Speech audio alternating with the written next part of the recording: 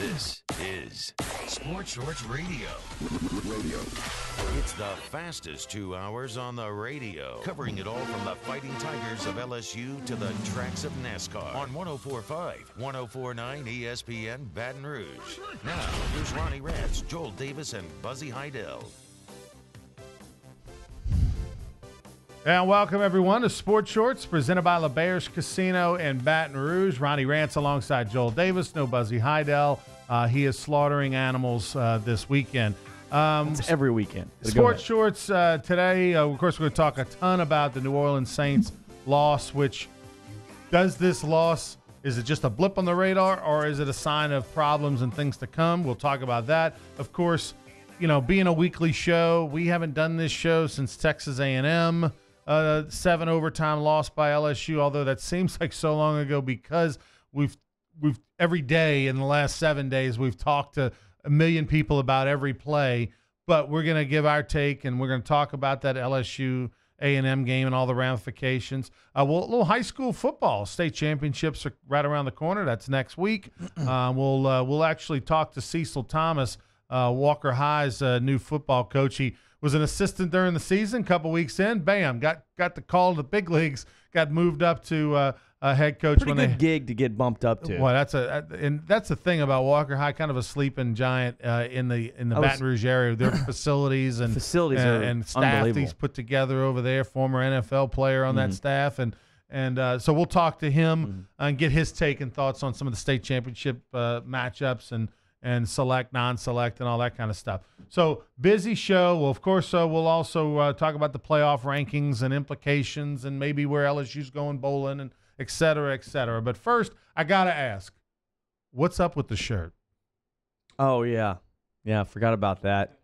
You know, if I was a high school recruit and I'm a little Irish, you know, got a little fair skin, you might as well just not even come and knock on my door, because I don't look good in red, bro. Red brings out all the blemishes. It's awful. So I'm sporting this Bama shirt. One of my buddies, who's also my client, who lives in Tuscaloosa, we wagered. I'm not a gambling man, Ron. Yeah, we know that. And I wagered on LSU versus Bama, and he talks so much trash. Bama fans, they're so confident. They're kind of like Saints fans prior to Thursday night. They're a little confident, right? And Saints fans are never confident. But Bama fan is always confident. And why not? Why shouldn't they be? They have every right to be confident. Dude, leading into that LSU game versus Bama, I heard more trash. So I finally just said, you know what? I bet you LSU wins. And I don't need the points. You didn't go with points or anything. You went straight up. Oh, wow. I wish you'd have called me. Yeah, so that didn't work out. So now I'm sporting Bama gear. And why now? Like, it's been a month. Because I didn't feel like buying the shirt, Ron. Okay. So thanks to Dick's Sporting Goods, because it's coming back.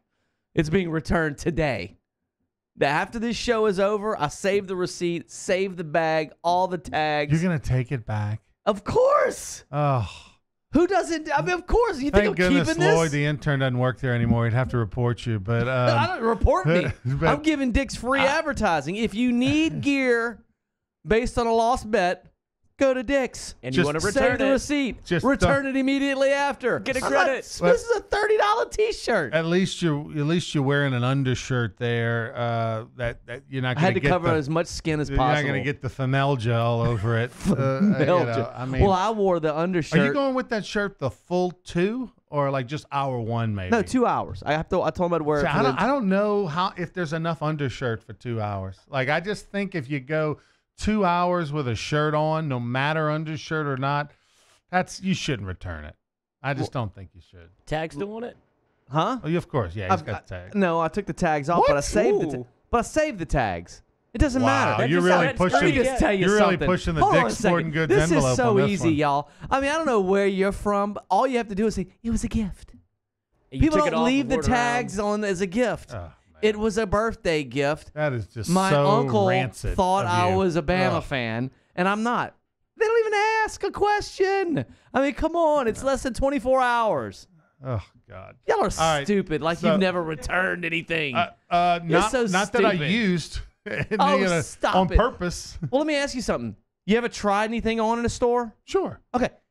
It's What's on the for difference? 30 seconds. It's on your skin. 30 seconds. It's on your skin. You're the guy that tries on swim trunks without drawers, aren't you? Absolutely. Aren't you? You're that guy. You're the dude that tries on socks.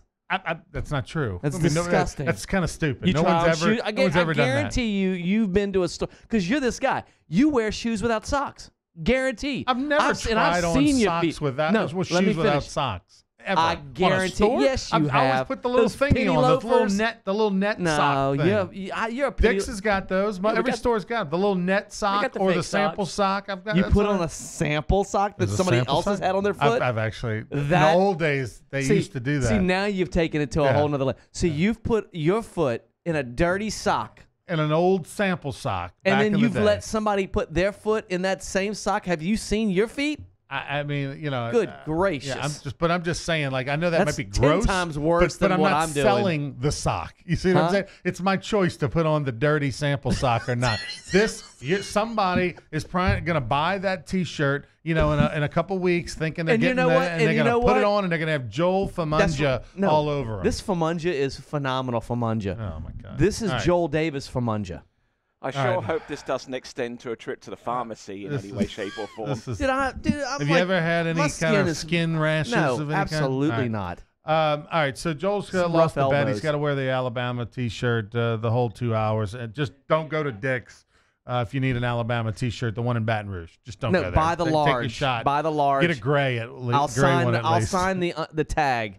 All right, so I'm surprised you don't have a Dallas Cowboys shirt on, considering the Unbelievable. Saints lost to the Cowboys, and there's a lot of bets and things and people having to wear Oh, it's in unbelievable. Louisiana this week. But look, we when you looked at the Saints' last 5 games, this is the first of a 3-game road trip. That third game on a 3-game road trip is at Carolina, so I kind of had thought maybe the Carolina was the game one. would be a loss. Pittsburgh at home, the Steelers are a good team. You know, they can, you know, they're capable of coming in and doing something. Those were probably the 2 games, and this one, you know, this one. But I thought the way the Saints were rolling along right now. I mean, the last 6 weeks have been as good as 6 weeks as ever in the history of the New Orleans Saints. The offense was clicking on all these cylinders. The defense was, you know, playing well, taking the ball over. So I thought, you know what? It may not be pretty. The Saints may not cover, but at least they're going to win the game. They're going to get out of that because I didn't think the Dallas offense could do anything, and it still can't. But I didn't think the Dallas offense could score 25 points against the Saints, and I figured that was what it was going to take. I had them maybe scoring at 21, but not 25, 30. This was an epic fail game for the New Orleans Saints from a standpoint. They were dominated on the field, not on the scoreboard. But if you watched the first 2 series of that game, offensively and defensively, you knew tonight's not the night. This is one of those nights where chalk it up. You're going to have one of these, a couple of these during the season. Tonight's the night. It turned out even worse than that because the Saints not only were dominated for a little bit, the whole game. Do you look at the score and say, as a fan and a critic, do you look at the score and say, hey, Saints played as bad as they possibly could, and in essence, they really lost by 10, right? Because they kneeled on it at the 1-yard line. They lost by 10, and they played as horrifically horrible as they possibly could, and they still only lost by really a score because they had some chances at the end in the last couple of minutes to a team who's playing well right now and going to be in the playoffs. I don't feel good about this loss at all. I think that the team looked unprepared. They were out-coached. I think their game plan was poor. I think the offensive line. I think they looked like Michael Thomas's tweets. Did you see some of his tweets? I didn't. What did he say? Just you know, I mean, obviously, DeMarcus Lawrence put out some tweets, say you punch him in the mouth, and then you know Michael Thomas responds, "Be careful what you wish for," et cetera, et cetera. Just some back and forth. Right. Just Before the game. overconfidence. Yeah, right. A lot of overconfidence. I thought that they went into that. They looked like a team that went into that game, resting on their laurels, and they got their butts kicked. Ronnie, that wasn't. They got their ass handed to them straight up. The score should have been 30-10. That's what it looked like, a 30-10 loss. It looked like one of those games where it looked like the Saints versus Philly. That's how, but the score doesn't indicate that. That's because Dallas kept them in the game with penalties. But that goes both ways, though. I understand that, but think about the two drives that the Saints did score on. They were influenced by penalties. Yeah, the punt. I mean, the punt was the big thing. They were doing nothing, and the guy roughs the punter, and all leads to a score. And the score was just a straight Hail Mary pass by Drew Brees. And receivers are running the wrong route. Yeah, and the push-off wasn't called. And the push-off wasn't called. Right. So there was a lot of calls that went both ways. That's why I wasn't upset with the Marshawn Lattimore call at the end. Because it all kind of went that way. But it was a little bit of this and that. The one that to me was just atrocious was the non-call on the targeting. I mean, because Dan Arnold had the same thing early. Because he never came back. Right, because they've made such a point of emphasis on the concussion thing to the point where they protect quarterbacks too much, and it's just ridiculous. But we're going to call a penalty for this. In a quarterback's face which was a terrible decision by the Saints defender to touch him. P.J. Williams it's thinking? Just so stupid because the guy is falling pull your back, hands throwing down. it up. It's a dumb play. But the point is that it looked worse in slow motion than it did in full speed, right? Because the guy's falling back on his own anyway, and instead of touching him here, he touches him here. That was worse than the Gregory punt return. That penalty was way dumber. Yeah, because Gregory's going full out. He's going full out. This one, he's pulling up and he just puts his hand on his face. But so my point is that we're very touchy about targeting and about the face and the quarterback and all that. That non-call on the targeting was a tape that they will show in training of what targeting is. Like, you couldn't find a better example to demonstrate what a targeting. He leaped like a missile. Literally used his body like a missile. Right. Ducked his head and went right into the other dude's head. Right the crown into of the helmet into the other side of the helmet. Didn't wrap up. Had his hands by his side. I mean, like it was. That was exactly what the definition of the rule is, and the fact that none of them called it. Are you kidding me? Zero. And if they get that call, they're in field goal range, and the drives continue. I mean, they're tied up at minimum. You know what? The heck with it. They got their forget that play. Yeah, it would have helped the Saints possibly win that game. They would have squeaked it out, maybe potentially won it. But at the end of the day, the Cowboys kicked their butts. Even on that long drive to end the game, and then Dak doesn't finish it off. They get the ball back with 8 minutes and 9 minutes and never gave it back. Well, they did. I mean, at the very end. Right, with the sack, which fumble. Was a great play by Cam Jordan. After a hold, he's held around the neck. He stripped Isn't that sack. typical? The defense finally. The defense had 8 sacks. Yeah, 7 or 8 sacks. But how many of the ones? Had 3. But how many of the ones they didn't have? Like that 3rd and 10. Oh, at the on the second, there were some missed tackles. They had a 3rd and 10 where he broke 4 tackles to get the first down. And if they get that, if they punt right there with 7.5 offense, they still don't do anything offense, Ronnie. I don't know. They proved it. They had the ball. I want Drew Brees to get the ball back with 7 minutes to go down 3. I'm telling you. Well, he had it at the end of the game. They had a timeout and the ball. And then he made that interception throw. But dude, he looked like that all game. But he was scared. Drew Brees was rattled. You don't see that hardly ever in his career. But Drew Brees was rattled because he was pressured every time he went to the bench to get water. There was a defender for the Cowboys in his face. I mean, it was ridiculous. He looked like a beaten man. Even on the sidelines, he looked like a beaten man. He looked like he didn't know answers. He looked like you in the flag football championship game. All right, he's Joel Davis. He's rocking the Alabama Crimson Tide T-shirt because he lost the bet. I am not rocking a Cowboys jersey, although I got my you-know-what handed to me as well. You did. Probably the second biggest day of my life. For whatever reason, I got caught up in the hype. I like the Saints -7. I like the over. I like the Saints over. I mean, I lost big. I was at the window in Mississippi just like pressing all the buttons. All right, we're going to take a break. All the wrong buttons. We'll come back. Sports Shorts. We'll continue our talk about the Saints, what this means for their future, the LSU Tigers, epic 7 overtime loss, and a whole lot more. Sports Shorts presented by LeBears. We'll be back right after this.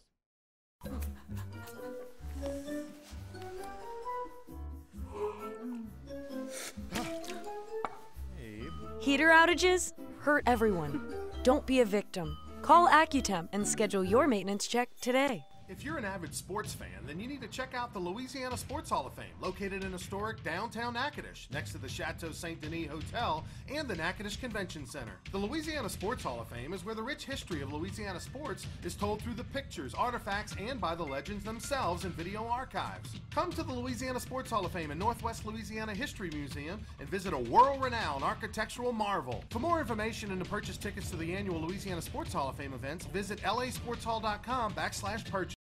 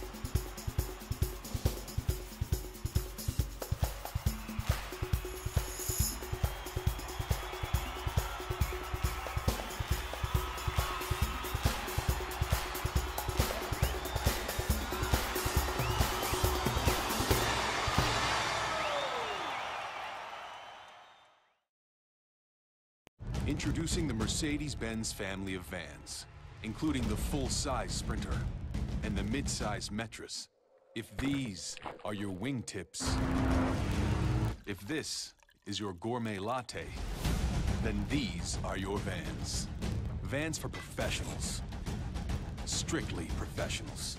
Best commercial van residual value according to ALG, and starting at just $25,995. Mercedes-Benz. Vans. Born to... When you come to Relief Windows, your experience starts here. Or here. Then we come to your home. We measure twice. And then we bring custom windows to your home. We remove your old windows. Install your new windows. Clean our mess. And we make sure you're completely satisfied.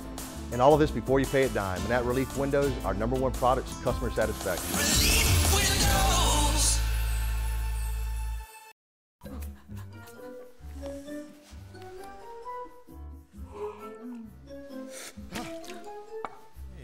Heater outages hurt everyone. Don't be a victim. Call AccuTemp and schedule your maintenance check today.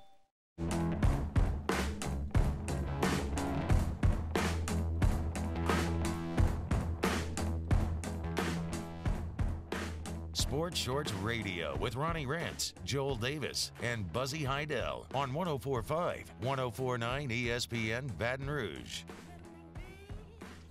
Welcome back, everyone, to Sports Shorts. Ronnie Rantz, Joel Davis, rocking the Alabama Crimson Tide red T-shirt, courtesy of a bet that he lost a few weeks ago. He's finally paying his debts, which is more than he's ever done to me over the years. I don't think I've ever collected on a debt that he owes.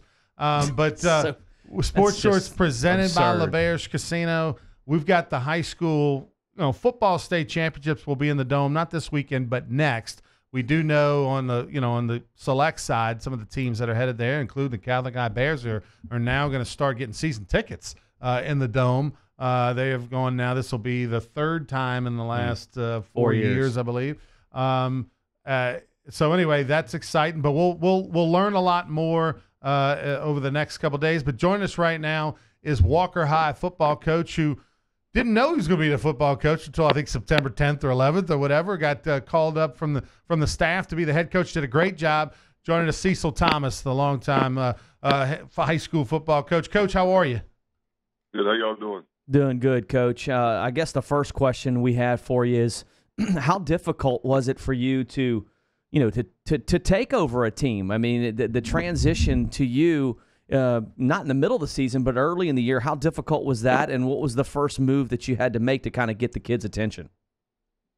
Well, obviously, your thought process changes real fast when you find out on game day. So, the bottom line was, I've been a head coach before, and so, I just knew that we had we had to act fast and get the staff on board. And we were shorthanded, 2 coaches that night going into Broadmoor. And so bottom line was just have to, let the kids know what was going on. The good thing about it, I've been the strength coach here.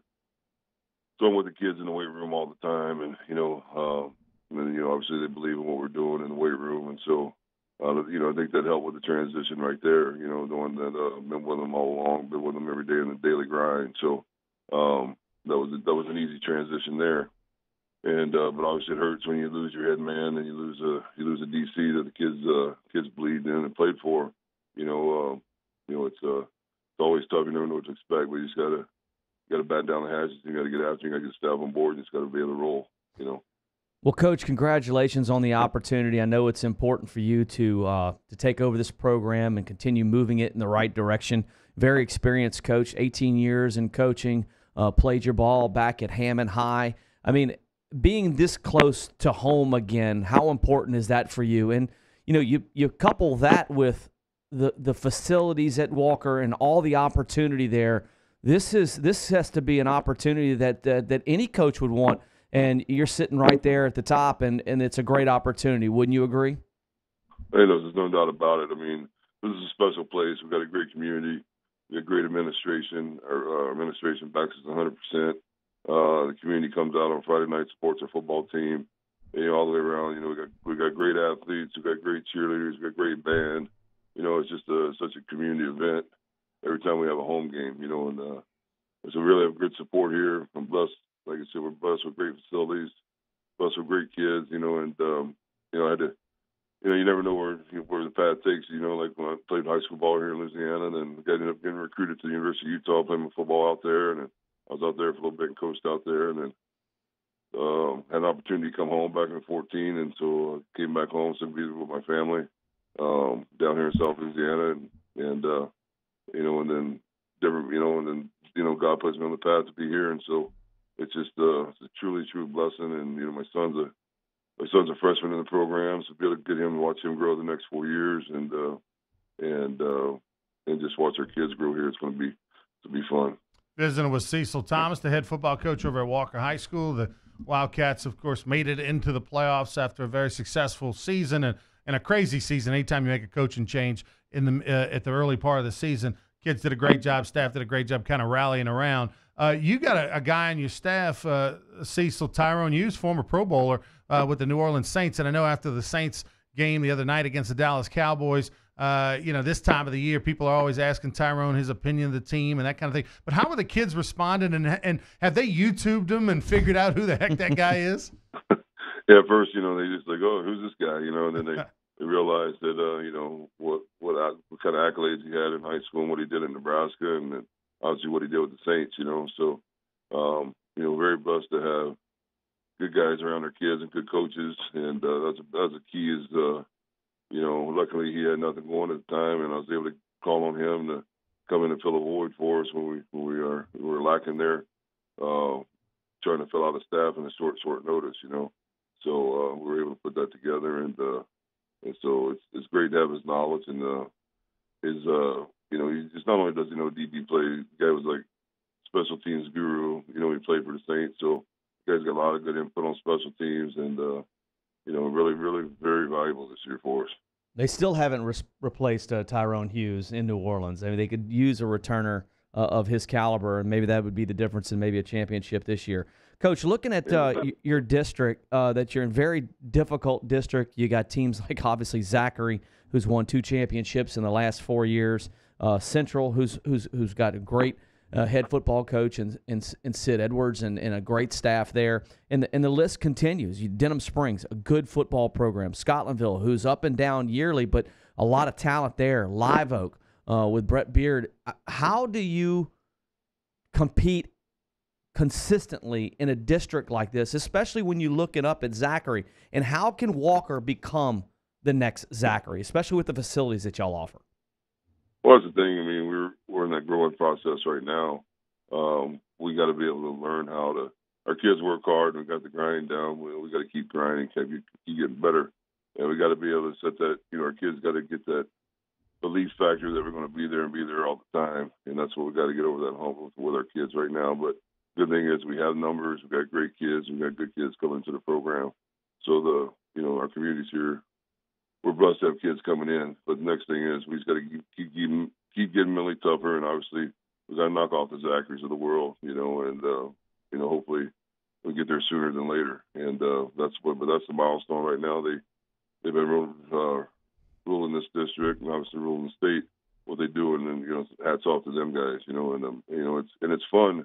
It's fun to be in a competitive league, because every week counts, and that's where you get better, So usually, I think we had 5 or 6 of the 7 teams made it to the playoffs this year out of our district. So that just lets you know what kind of caliber district we have, and the kids know there's not a week off. We got to come play every week, and obviously you got to get your depth built up so you can sustain that 5-week grind or 6-week grind, whatever it is, and then try to be healthy getting into the playoffs. And that's what it's all about. I got to ask you, Coach, one last thing before we let you go. And we are, taping this this segment on Friday prior to the state semifinals in 5A. And, of course, your matchups are West Monroe hosting John Ehret and Zachary going to go on the road to Destrehan, a very controversial Destrehan team. Got their quarterback back a few weeks ago, and it's made a huge difference there. But, I know you're probably rooting for a district rival to represent your district and win a state championship, but if you had to put your prediction cap on, out of those 4 teams, who you think is going to be holding up the trophy in 8 days? Well, I think Zachary's going to do it. I think that they got the depth, their defensive stuff. As long as they can stay healthy, I think they can do it. Now, obviously, I haven't seen West Monroe play. They haven't given up 1 point all playoffs, so they must have a pretty dang good defense up there, Yeah. So that's going to be. I think that's going to come down between West Monroe and Zachary, and that's going to be a very explosive, awesome matchup. If that happens in the Dome, you know what I mean. But I'm going Zachary all the way. All right, Cecil Thomas, the head football coach at Walker High School. Coach, thanks for joining us, and enjoy your time down in New Orleans next week. All right, thanks, man. Appreciate it. All right, Thanks, Coach. There's the. Thanks, guys. I appreciate it. That's a tough spot for him, and he did such a great job. And by the way, I saw him a few weeks ago. I participated in a karaoke contest in Denham Springs near Walker High. Didn't win it. Finished 3rd. A controversial decision, but that Let me just let you know something. If you're finishing 3rd, there's a lot of. I'm telling you, Denham Springs. No. I'm just give it up. It was a $500 prize. Right. You finished to the 3rd. winner. There were 22 contestants. And there were some pretty good singers, Coach. I'm telling you. I'm trying to figure out where you would finish in American Idol. I wouldn't win it. I think I'd get the golden ticket. There's no way. If you're getting 3rd place in Denham Springs, you're not getting the golden ticket. I think I could do good enough to get a golden ticket to California. I think I could do the audition and at least get a golden ticket to get out there. You came in But I don't 3rd in think Denham Springs. I'd That means get the other 2 eliminated once people. I got out there. But That means the 1st place and the 2nd place person in Denham Springs. But they were would have both won. They were both ladies, and they were both lead singers of bands. I mean, What bands? I don't know, but the local bands. But my point Like is, Louisiana? these weren't like people like me that 3 times a year go do karaoke. I mean, come on. Oh, these are big time professionals. These are people that are singing on the regular. Have you heard some of these singers that are singing on the regular in and around Baton Rouge? Okay. Pretty good. All pretty right. good. All right. We should have asked Cecil. He was there. He saw me singing. What did you sing? That night, I think I did Al Green, Let's Stay Together, which is one of my go-tos. And then I'm pretty sure, because, I made the top 5, so they brought the top 5 back to sing a second song. And I think I did Sarah Smiles by Hall & Oates. I think that was No Little Red Corvette? No Little Red Corvette. That's my walkout song in baseball, not the one that I would sing. So how does that play for you with the ladies? It's done well. I have a 19-year-old daughter. Have you met Madison? That was because of karaoke? I met her mother. I mean, I dated her mother back, in the 90s, but I met her mother at karaoke. Via karaoke. At the Station Bar and Grill. Oh, I used to do remember a the station. commercial back in the late 90s where they were a sponsor, and there would be these sound effects of a choo-choo train, and then I'd go, all aboard to the Station Bar and Grill. It was so cheesy. The commercial was so cheesy. So insane. It's dude. somewhere in the computer system over at 12:10 a.m. WBIU. You got to somewhere. You can't make a phone call and try to find because that. they don't. There's no. Who do you call over there? There's no. I think the tower's down. I don't know. Anyway, Tower's been down. He's Joel Davis rocking the Alabama Crimson Tide T-shirt. how many more minutes? Got about an hour and a half left in that T-shirt before Straight- it's on its way back. I'm literally to Dick's leaving Sporting here, Goods yes. to return it with his receipt. Got the bag All and right. everything in the car. All right, we'll take a break. Sports Shorts. We'll talk some more Who Dat and Tigers when we return.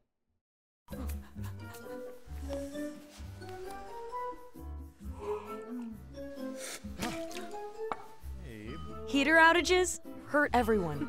Don't be a victim. Call Accutemp and schedule your maintenance check today. If you're an avid sports fan, then you need to check out the Louisiana Sports Hall of Fame, located in historic downtown Natchitoches, next to the Chateau Saint Denis Hotel and the Natchitoches Convention Center. The Louisiana Sports Hall of Fame is where the rich history of Louisiana sports is told through the pictures, artifacts, and by the legends themselves in video archives. Come to the Louisiana Sports Hall of Fame and Northwest Louisiana History Museum and visit a world-renowned architectural marvel. For more information and to purchase tickets to the annual Louisiana Sports Hall of Fame events, visit lasportshall.com/purchase.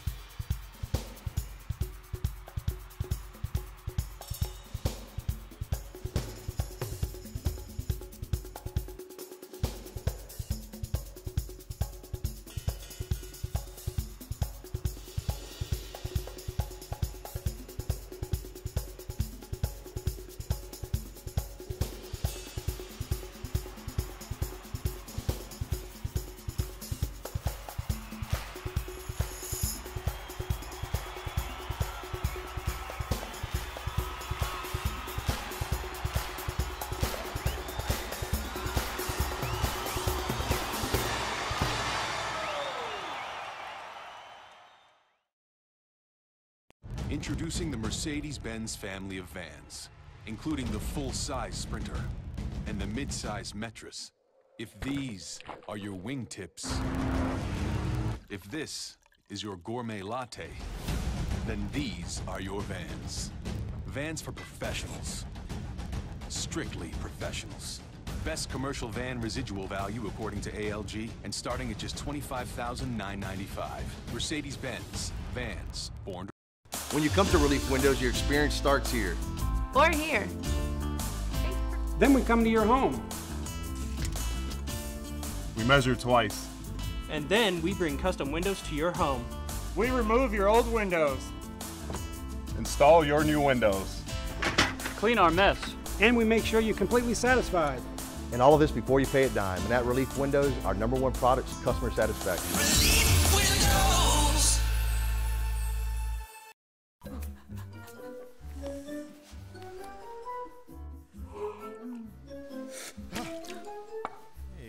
Heater outages hurt everyone. Don't be a victim. Call Accutemp and schedule your maintenance check today.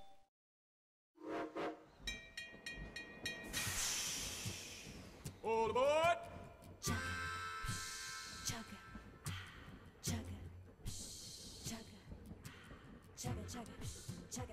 Sports Shorts Radio with Ronnie Rentz, Joel Davis, and Buzzy Heidel on 104.5, 104.9 ESPN Baton Rouge. All right, welcome back, everybody, to Sports Shorts, presented by LeBear's Casino. Ronnie Rantz alongside Joel Davis. Thanks to Cecil. I almost said Cecil Collins. Wow. What? Yeah, they're similar. Cecil Thomas. Yeah, thank you. Thanks to Cecil Thomas, the head Cecil coach of Walker High. Collins, wow. But I mean, like, you know, Chuck Cecil. Remember Chuck Cecil? I do not. Chuck Cecil could never have played in the NFL now. Chuck Cecil was the white safety for the Washington Redskins, who then went to play for the Arizona Cardinals in like the 90s or whatever. And he was like a big hitter. This is not Chuck Cecil. That's Cecil Thomas on your screen right there. I'm going to be honest who looks with you, man. more like Craig Stadler than anybody. You put that right there on you, dude. I mean, that y'all could be cousins. You're ridiculous. What are you talking about?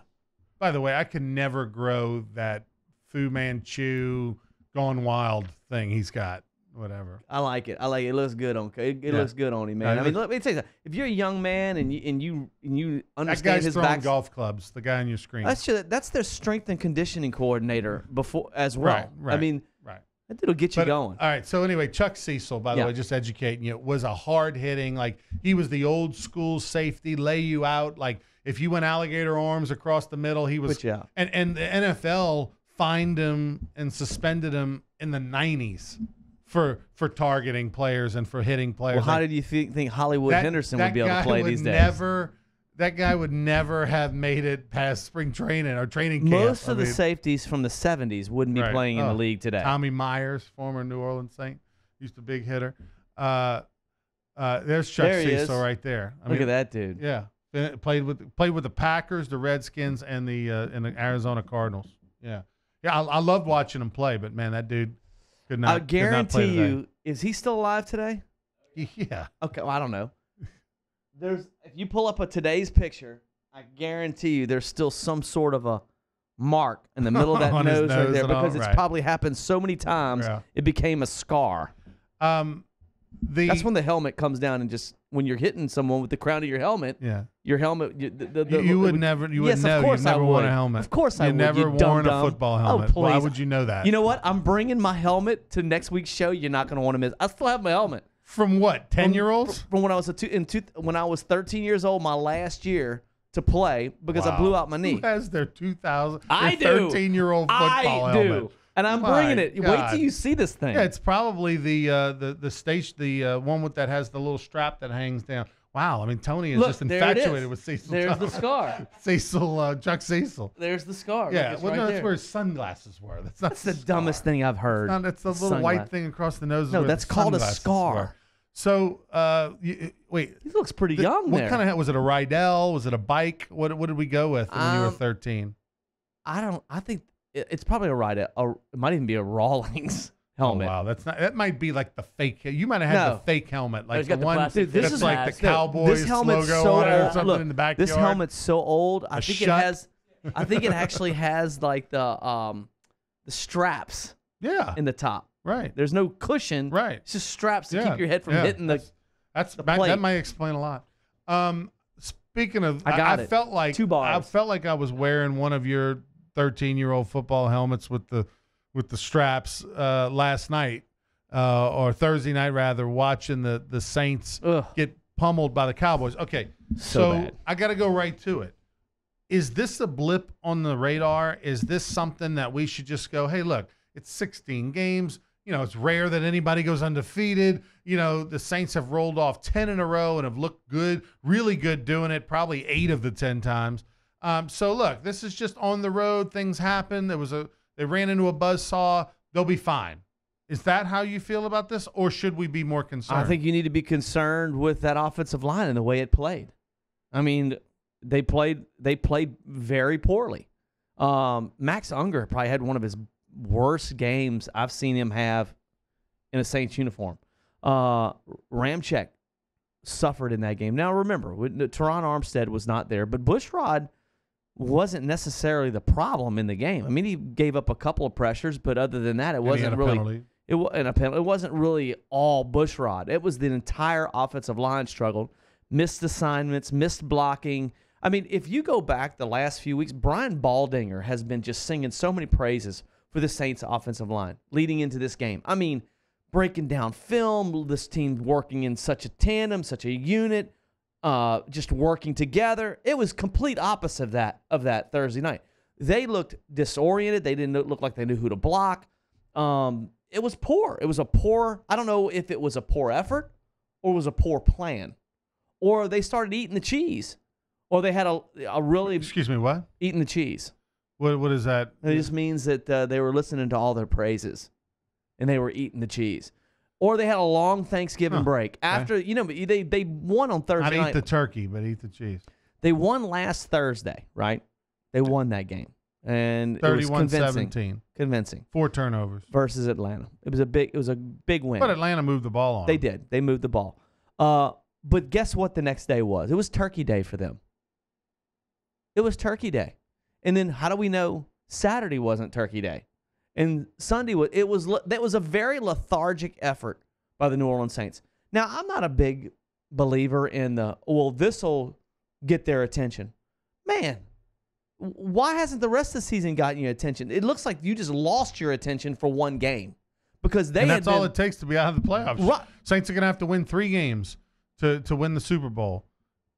You know, if you're not locked in, dialed in, Well, they and would can't have let to win the last 3 game- games regardless to win the Super Bowl, Ronnie. I mean, that's kind of the way it works. No, you could play 4 if you were a wild card. Yeah, but they're not gonna be a wild card, dude. No, that's why I said 3. But you So made don't it make sound like it was so difficult. No, you made it. They're gonna have to win You- 3 you- whole. what- You might as well put the word Says whole the in guy there. wearing an Alabama T-shirt, right? Who's going to return it because he's so cheap? Yeah, I was just simply making the point that they got to play 3. Why do you have to point that out? You didn't No, it was the imply way you- anything no, more he- into it. I'm saying they got to play 3 in a row. You got to focus for 3 straight games. Okay, you well, can't you didn't lose your say focus. that. I mean, you were. I was you- getting there. You were just an ass and you cut me off. That's all. You Can know. we But in replay all that? probability, that last game's probably not going to be in New Orleans. Well, With they, the yeah, Kansas yeah, City. that's here's the gone. thing. That's gone. I mean, unfortunately, and this could still happen. Although I do think there's another loss in the future for the There is Saints another based loss on for the that Saints. performance. It They're could be go- this week. But if the Saints do go 14-2, and it looks like if they go 14-2, they're not gonna have home field because I don't think the Rams are gonna lose. If they do, they're Rams are at not losing. Chicago. That's the only game on their schedule that you could see maybe they could lose at a Chicago night game. in December, night game, prime time. Maybe But that now- Bears defense does something, right? But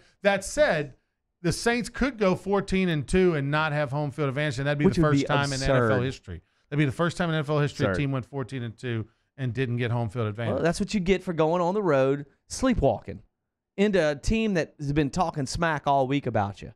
And Ate the cheese. Now, that They ate the said, cheese. if you want to play the Ouija board thing, in 2009, 24-17, the that's- Cowboys that's beat crap. the Saints, and they also lost to Tampa, and they also lost to and they went Carolina. on to win the Super Bowl.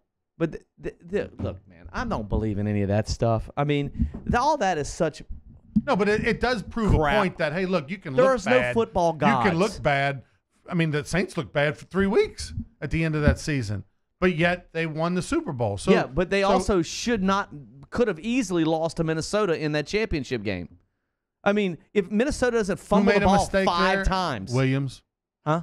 Williams. What about him? Marcus Williams. What about him? Yeah, Marcus Williams. No, I'm talking about the Minnesota game in 2009. Oh, in 2009. versus Brett Favre. Oh, right. And When they they shouldn't have won fumbled the the ball Redskins and game during the intercepted season. 5 turnovers in that game, Right. and they had to win in overtime. Right. So this team, I don't believe in any of that. What's going to happen is they're going to have to win in the road in the playoffs now. They had it set up. They did everything that where they could have home field advantage through the playoffs in their backyard, and they squandered it. Well, here's the thing that really concerns me. I don't know what the Saints' regular season record's going to end up being. Is it going to be 14-2? Is it going to be 13-3? As we're just saying now, it doesn't matter. They're going to have to go on the road because Rams aren't going to lose. No, they're not. But that said, the Cowboys have now shown, and we got the Rams schedule up on the screen, and they got the Lions, Bears, Eagles, Cardinals, 49ers. The only game that concerns me, if you're a Rams fan, is at Chicago in early December. That's the one where maybe there could be a hiccup. But the Cowboys now have film, and a lot of film, because they dominated for 60 minutes.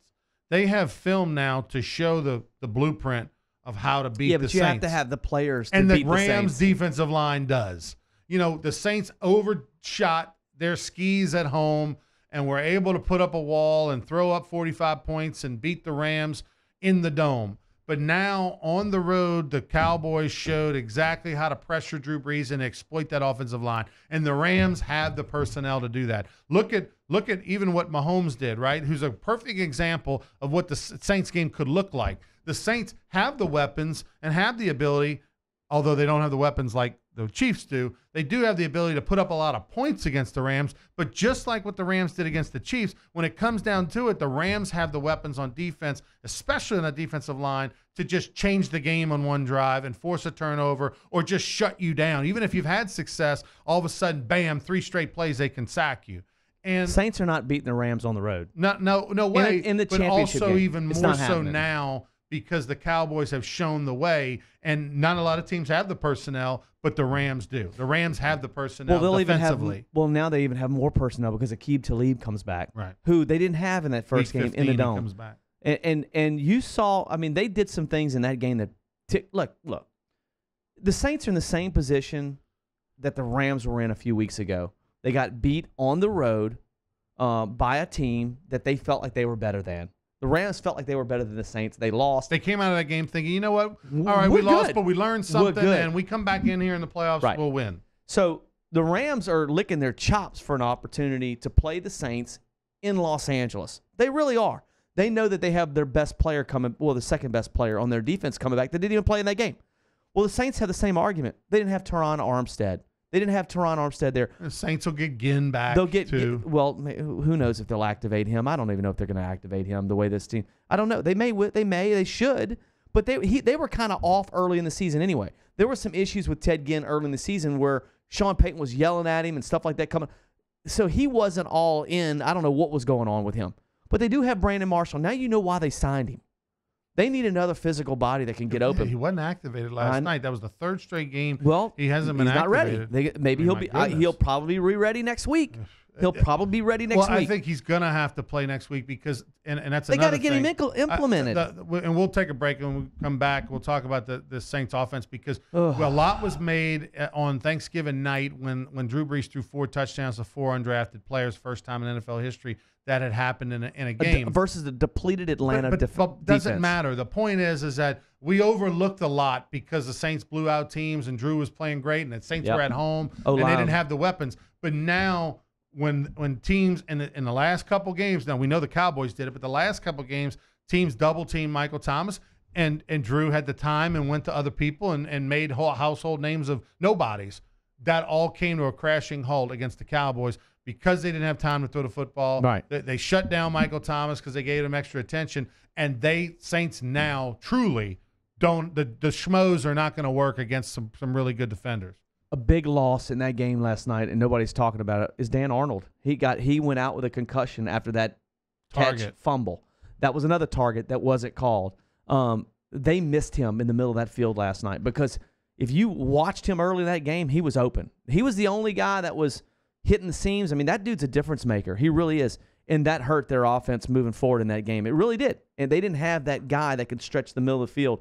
Dan Arnold was the guy. He went out early. They're going to need him back, and they're going to need him healthy. He's Joel Davis. I'm Ronnie Rance. Sports Shorts will continue right after this.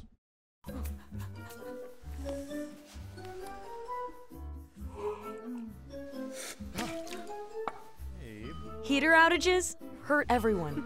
Don't be a victim. Call Accutemp and schedule your maintenance check today. If you're an avid sports fan, then you need to check out the Louisiana Sports Hall of Fame, located in historic downtown Natchitoches, next to the Chateau Saint Denis Hotel and the Natchitoches Convention Center. The Louisiana Sports Hall of Fame is where the rich history of Louisiana sports is told through the pictures, artifacts, and by the legends themselves in video archives. Come to the Louisiana Sports Hall of Fame and Northwest Louisiana History Museum and visit a world-renowned architectural marvel. For more information and to purchase tickets to the annual Louisiana Sports Hall of Fame events, visit lasportshall.com/purchase.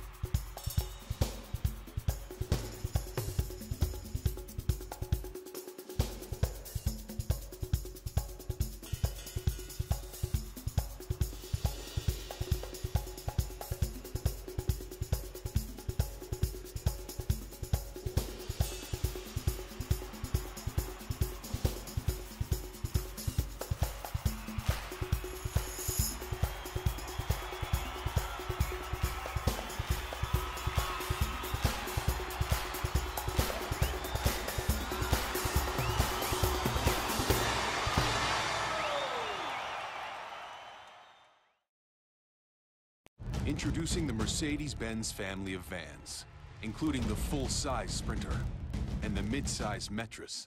If these are your wingtips, if this is your gourmet latte, then these are your vans. Vans for professionals. Strictly professionals. Best commercial van residual value according to ALG, and starting at just $25,995. Mercedes-Benz. Vans born to When you come to Relief Windows, your experience starts here. Or here. Then we come to your home. We measure twice. And then we bring custom windows to your home. We remove your old windows. Install your new windows. Clean our mess. And we make sure you're completely satisfied. And all of this before you pay a dime. And at Relief Windows, our #1 product is customer satisfaction. Relief Windows.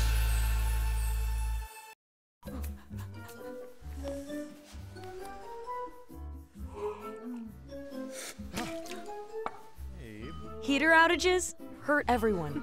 Don't be a victim. Call AccuTemp and schedule your maintenance check today.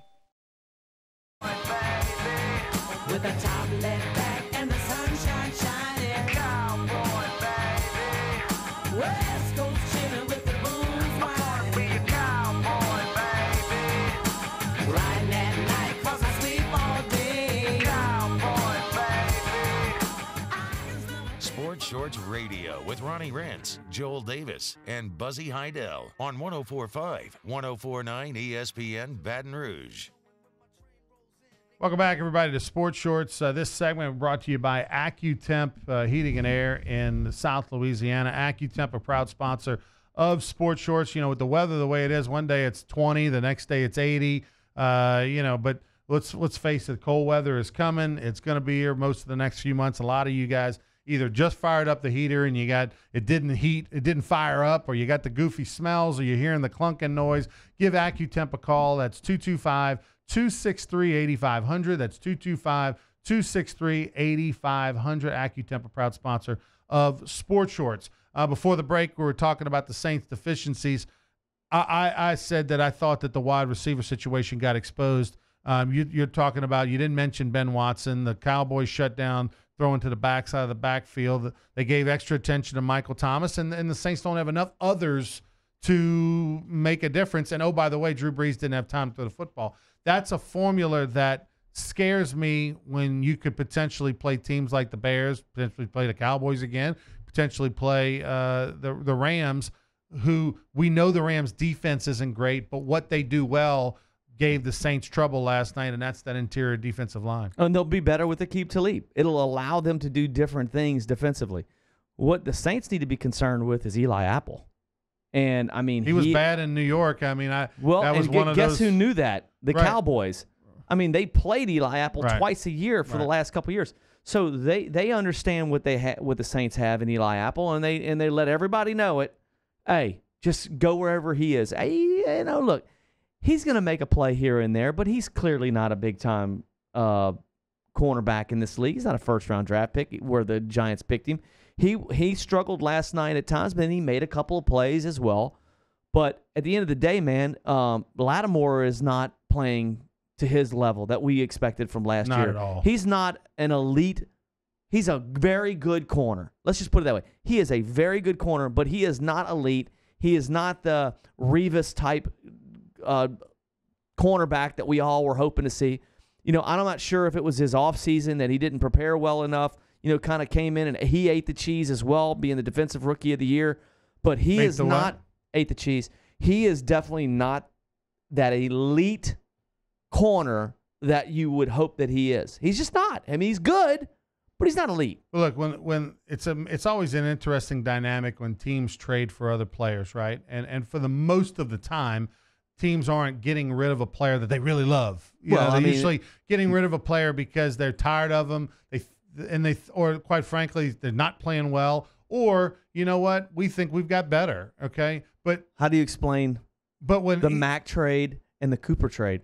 I mean, what is John Gruden doing? He's made two teams number one in their division by those two guys. And he explained why he did it. You can disagree with him, but at least he had a reason. His reason is that we need a ton of pieces, and he's trying to do the Dallas Cowboys of the late 80s and trade Herschel Walker and get 1 million picks. I mean, that's what he's trying to do. Well, he's not getting 1 million picks. Well, he's explained it. Why? But my point is that when the Eli Apple trade happened, nobody in South Louisiana was going, red flag, this guy's terrible. Why the hell is the Saints trading for him? He's better than what they had. But he's better than Crawley. But my point is that nobody said that. Now we're going, oh, well, I mean, Eli Apple was terrible in New York the last couple of years. Cowboys knew that. I mean, Well, they this is did. not going to work. I mean, so. No, I think that he's serviceable. He's still better than what they had before. He is. He's better than Crawley. He's better than Arthur Millette that they let go before the season started. But, I mean, to me, they needed that guy. Or they would be worse. They'd be much worse. Man, the Saints defense played well enough to win that game. They should. I mean, they put that they served it up in a silver platter for the Saints offense, and the Saints offense couldn't do anything because their offense sleptwalked through the whole week of preparation. Their offensive line was not prepared for what they got. So did Drew Brees lose the MVP? Yes. Last 18 of 28, 127 yards, a touchdown. Ezekiel took it. You're talking about NFC. I'm saying. I mean, Mahomes is. Ezekiel how can Elliott, Mahomes and Goff not be ahead of Ezekiel Elliott? You know why? Because Ezekiel plays for the Cowboys, America's team. They love him. You're drinking that punch. I'm just telling you. He lifted himself over Drew Brees. I would say this. I don't know who's going to win the MVP, but Drew lost it. He lost it last night. And it's not even really all his fault. His offensive line was terrible. They let him down. They should be ashamed of themselves. I'd like to see, I'd love to be a fly on the wall for that entire week to see what they were doing leading into that game. I mean, didn't it look like to you that they got 10 days now to prepare for Tampa, and they got payback. They would be Tampa's motivated got regardless. nothing to lose. At home, right? They got nothing to play for. They got nothing to lose. Yeah. Whichever side of the fence you want to go with, you can go with. And they've got no fans in the stands. Actually, the Saints have nothing to lose now because they've lost the first seed. That's gone. Right. So now all you got to do is just stay in front of. No, you just got to stay in front of Carolina. They need to win 12 games. They need to win. They need to win 12 games because they got the number 2 seed locked up if they can win 2 games. 2 games out of the 4. Yeah. They got to win 2 games out of the next 4 to lock up the number 2 seed. You're not getting number 1 because, like you said, Rams aren't losing. They're not losing against what they have left. They may lose to Chicago, but I still think the Saints are going to lose another game. They have Carolina on the road, they got Tampa on the road, and they got Pittsburgh at home, and they got Carolina at home. Man, that's 3 playoff games. That's 3 of the 4 are playoff games because Carolina's still considered a playoff team, even though they're outside looking in right now with only 6 wins. And Pittsburgh could be the number 1 or number 2 seed in the AFC. So they'll probably be a number 2. Number 2. At the Chiefs, 2 at the Chiefs best. are the best. 2 at the best. But they're a playoff team, and they can light it up, brother. I mean, Juju Smith-Schuster, Antonio Brown, Connor, they're loaded. Their tight ends, their offensive line is playing lights out. Obviously, Roethlisberger's playing well, other than that interception last week at the end of the game. So that's a tough game. When you look at the Rams, they're playing Detroit, San Francisco, Arizona, and their only tough game is Chicago. I mean, come on. It is at night. It is on the road. They could lose that game, but they probably won't. All right, so if Drew Brees, in your mind, lost, and let me ask you this. It's gone. If Drew Brees takes the team down the field and finishes with 180 yards and the Saints lose in overtime, he gets, but does he lose the MVP? Or did that interception really did the dagger at the end? That was the dagger. Ball's in his hands. I mean, they got the ball. Granted, he was being pressured. Doesn't matter. That was a terrible throw. Terrible throw. I mean, what was that? And then it was on the sack earlier when he was rolling out to the right. He could have thrown that ball away. He didn't have to take, he didn't feel him. He didn't see it. He didn't feel him, he got obviously. Sacked, but he saw the guy in front of him. Right. So I mean, Drew usually has spider sense was off, man. back there in the pocket, but he didn't on that one. He was off on that game. He was thinking about flag football or something with his son. I don't know what he was thinking about that Sports Did you read Illustrated. the article in Sports I think Illustrated? he ate the cheese that week. That's it. That jinxed him right there. Was that the SI jinx? Oh, yeah. it's the SI jinx. Yeah. Don't come out it's with a real that crap. thing. The SI jinx and the Madden football cover, the EA football cover thing. Those are all real jinxes. There are no football gods, but there are jinxes. Yeah, I mean, he got jinxed. How many times he hasn't missed an extra point in 365 attempts? Justin Tucker off the or doink. So if Drew lost the MVP, do you honestly think Ezekiel Elliott's going to win it over Goff and Mahomes? Well, there's 4 games. He's put himself. I'm not saying if it ended today, it's Patrick Mahomes. Seriously, if it ends today, they're going to give it to Patrick Mahomes.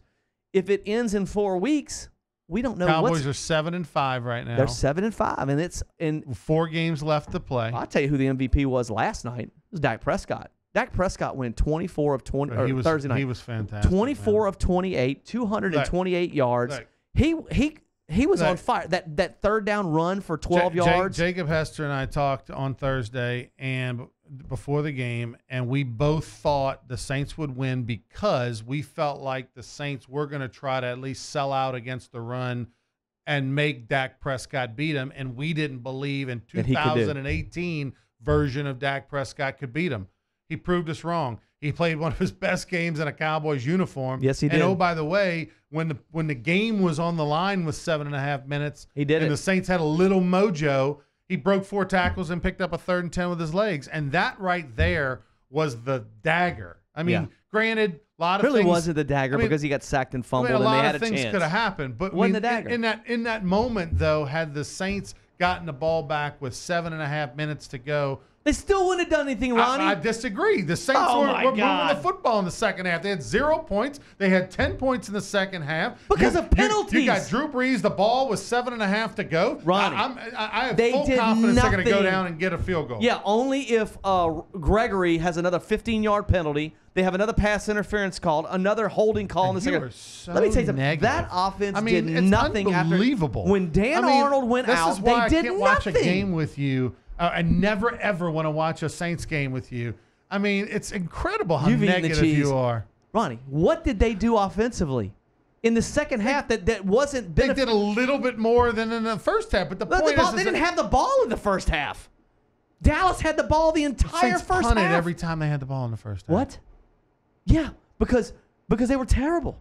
They couldn't block. They couldn't complete a pass. All They right, couldn't negative Nancy. Just shut up and bring your T-shirt back to Lloyd. Dick's Sporting Goods. Did rocking you watch the Alabama game? T-shirt. Yes, I watched the Did game. you see that offense do anything in the second half that would suggest to you that if they got the ball back All right, so 4 it's doom minutes and gloom. earlier, The that Saints they'd are have done done. something? According to Joel Davis, Mr. Superfan, Saints are done. They're going to finish 11-5, and Who said that? it's over. It's I'm over. talking Forget about it. that game, the Dallas game.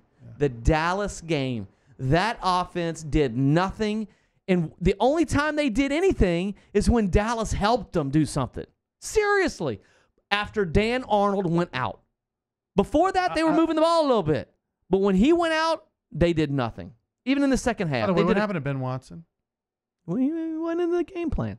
I mean, when Dan Arnold's when all of a game. sudden Dan Arnold is the difference maker The MVP of this offense. is Dan that was Arnold. it. Dan Arnold's out. Yeah. All I know, that's it. The Saints can't do anything all I now. know is the I Saints. didn't know who that guy was 2 weeks ago. Yeah, but they like that. They like somebody that can work them seams with some speed What and some happened to Ben size.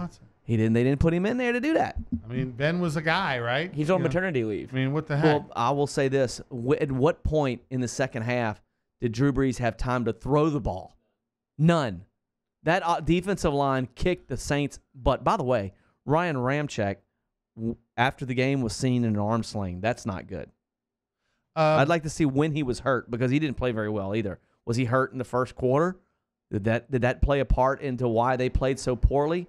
He's only one guy. What's Max Unger's excuse? He was terrible last night or Thursday night. But I'll say this.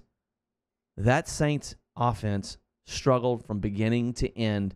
They put 10 points up on the board, and I would say a lot of those points was a gift. had to do with gifts from the all right, Cowboys. we'll take a break. When we come back, we'll talk. We'll go from one happy subject, which is Joel Davis's negative attitude about the New Orleans Saints, to another happy subject, and that's the LSU Tigers' 7 overtime loss. The first time in history a team has scored 70 or more points and lost the game. Awful. But look, there's so many things to talk about, but we I want just to want talk to about give some those snapshots. coaches. I want to talk about those coaches. The fight after the game. And I also want to we'll talk about the that. Drew Brees press conference. We also got to talk about that. That's later. That's later. We're Is going to it? get to some LSU. We haven't talked to LSU, and it's been over an hour. We'll talk some LSU. So much to get to. What the ramifications of this game are going to be, whether it's suspensions, whether it's what bowl they're headed to, recruiting, a whole lot more. Tigers A&M talk next.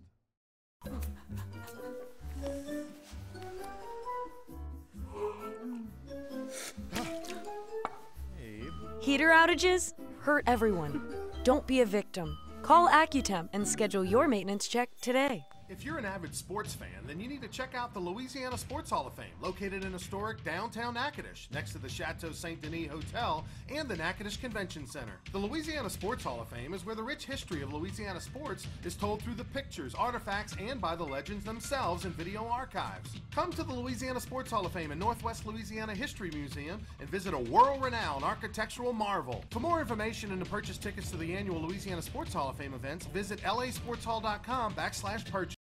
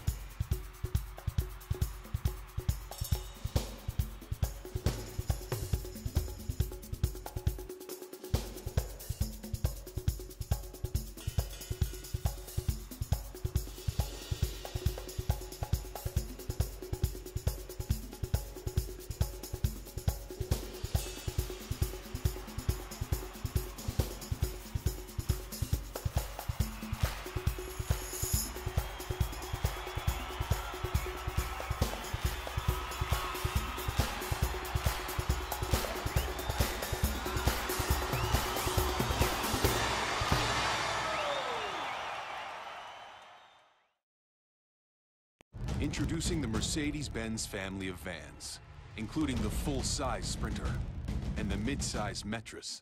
If these are your wingtips, if this is your gourmet latte, then these are your vans. Vans for professionals.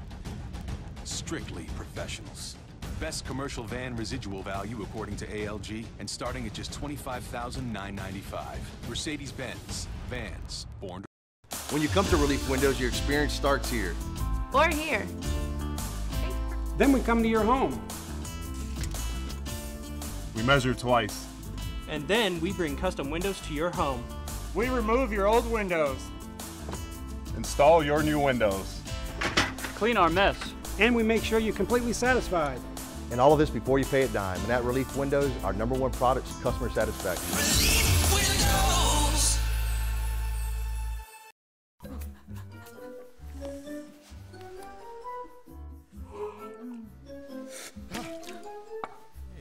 Heater outages hurt everyone.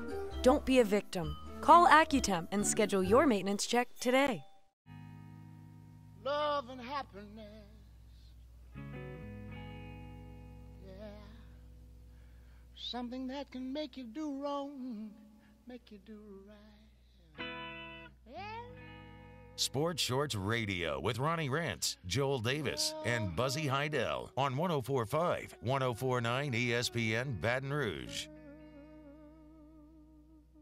Welcome back, everybody, to Sports Shorts. Ronnie Rantz, Joel Davis. Yes, that is an Alabama t-shirt.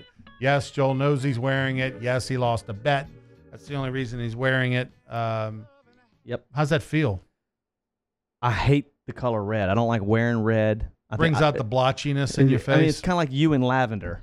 Brings out all the blemishes, all the purples in your skin. All the cancerous cells in your face. All the cells. All right. All the blemishes came out in full force as the Tigers gave up over 70 against the Texas A&M team. Another team I couldn't You would play have lost for. your house, your kids, everything on a Dave Aranda defense giving up 70 points, huh? It's insane. When a guy's making almost $3 million, they gave up 70. I get it, the overtime. I get it, but still. I'll tell you, the only thing that I would change about the overtime rules, and I think it really hurt LSU, and it hurt Texas A&M too, is that I don't like the rotating of the offense. I think if you start on offense, right, and you go down and score, then they come out and then they play offense and they go down and score. Why does their offense come back out on the field? I think that's stupid. I think that's unfair to the kids. I think it should just, okay, now they go back on offense. I don't like the rotating who's got the ball first. Well, it's because it's tough a on benefit. the defense. No, but well, it's a benefit. It's unfair to this team the that goes defenses. second. Everybody wants to go second because they know whether I got to go for it, whether I kick a field goal. Well, I think that's the problem. But why not just let the coin toss dictate that in overtime? Wow. So we're going to, the whole game is on the line on that piece of silver. You still get the ball. Yeah, but I mean, it's such a huge thing to go second in overtime. What's huger, Ron? having to make your defense go right back out there when they just came off the field. I mean, that's terrible for those kids.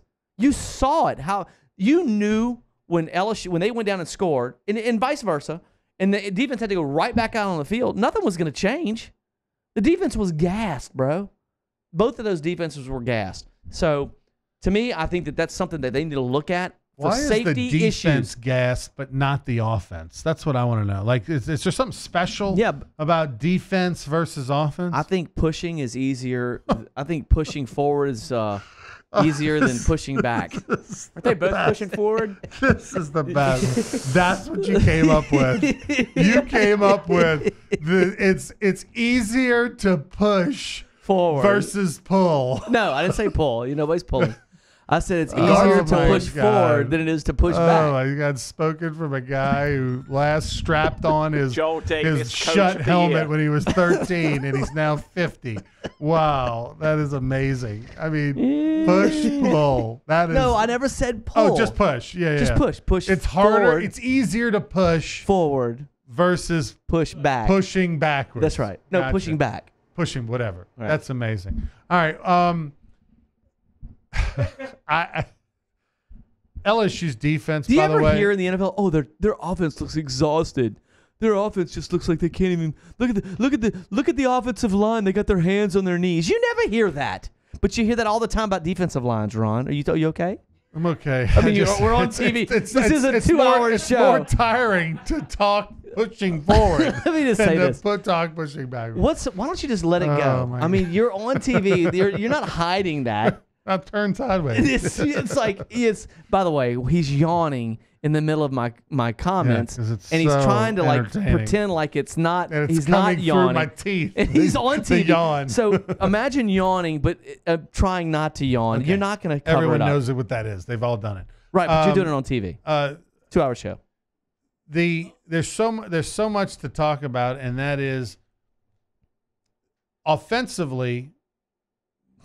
This LSU team really didn't do much until the second half, and didn't do much till overtime.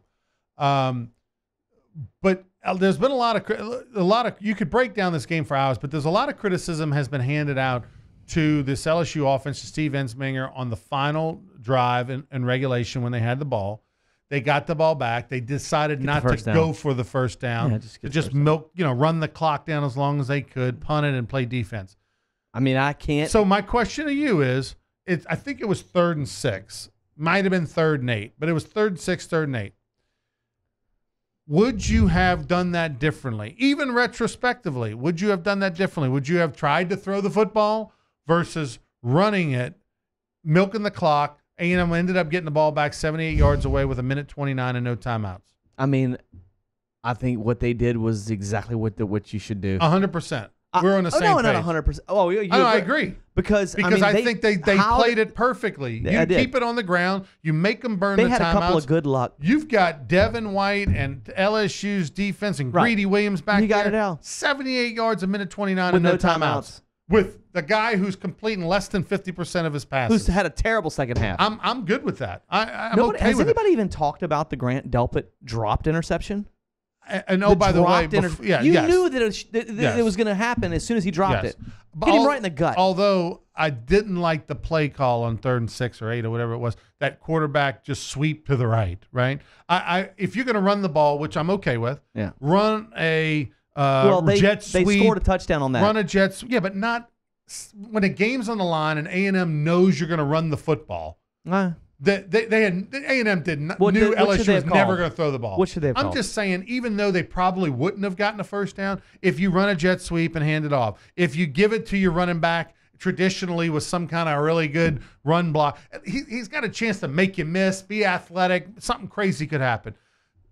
Tucking it Joe Burrow style and having to get 8 yards when everyone in the park knows what's coming, that's not going to happen. He's not going to get it in that situation. So what's bigger, that or the Grant Delpit dropped interception? No, Grant Delpit drop.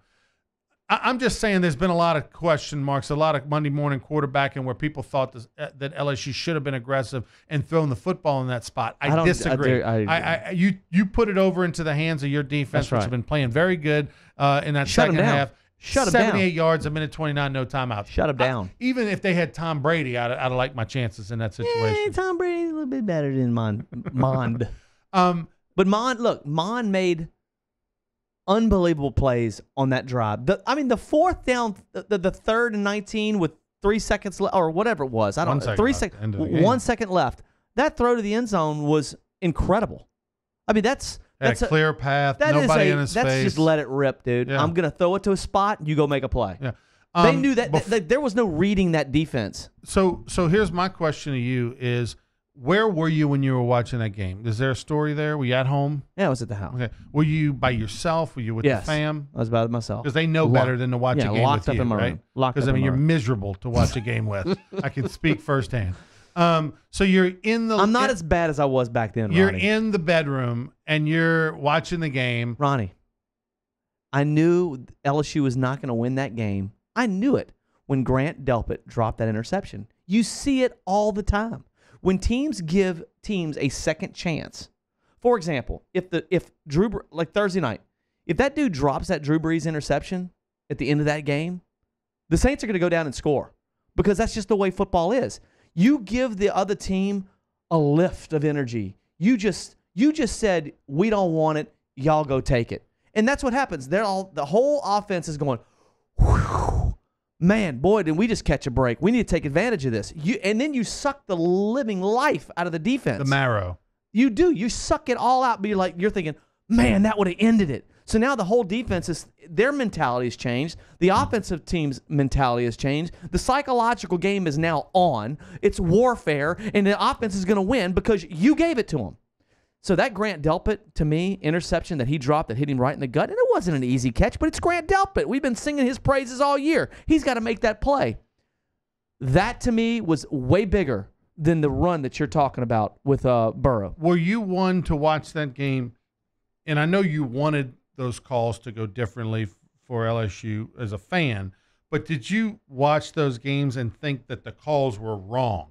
So the difference between, well, LSU got jibed and all the calls went against them, and all that's true. Yeah. But now we know after further review and days later and officials, with no bias breaking down the film, that basically they've all said none of the calls were wrong other than the objective pass interference at the end of the game. I agree with that. Some of those officials thought, this probably wasn't pass interference. I agree but with other than that, the whole, urban legend about didn't have people in the line of scrimmage. It was an illegal formation. Wrong. They didn't get the clock ball. Wrong. They didn't. All those things were wrong. It was a fumble. It wasn't an incomplete pass. Wrong.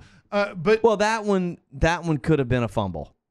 I mean, if it would have been called that way on the field. I agree with you. Because didn't Dan Arnold just do that in the NFL Thursday night? If that play, the fumble same play by Stonebreaker, Stornberger. There was some Stonebreakers from played at John Curtis in the '80s. Went to Notre Dame. It's a great last name. Played linebacker at Notre Dame. Remember? No. Stonebreaker. So Maximus Johnson. So anyway, Maximus Johnson. We'll talk about his Johnson in a minute. I mean the smaller Johnson, Brad's son. In a minute. There's two small Johnsons. Yeah. So the thing I will say is that the Johnson's on the brain, and I've kind of forgotten where I was. Say something. You got to have a Maximus Johnson to name your kid Maximus Johnson. Yeah. So my point is that LSU had 6 plays, and I've said this all week to everybody in the world that wants to blame the officials. Yeah. LSU had 6 plays, 3 on offense and 3 on defense. That if they make the play, they walk off the field victorious and leave A&M crying and Damian Craig and all them beside themselves. They had the last play in regulation on the 19-yard line. They had that play. They had 2. That's for the defense. 2 plays in overtime for the defense on a 4th down and a 2-point conversion where they had to score to keep the game going. LSU couldn't make a play, and then on offense. They had 1st and goal at the 8, and they went run, field goal.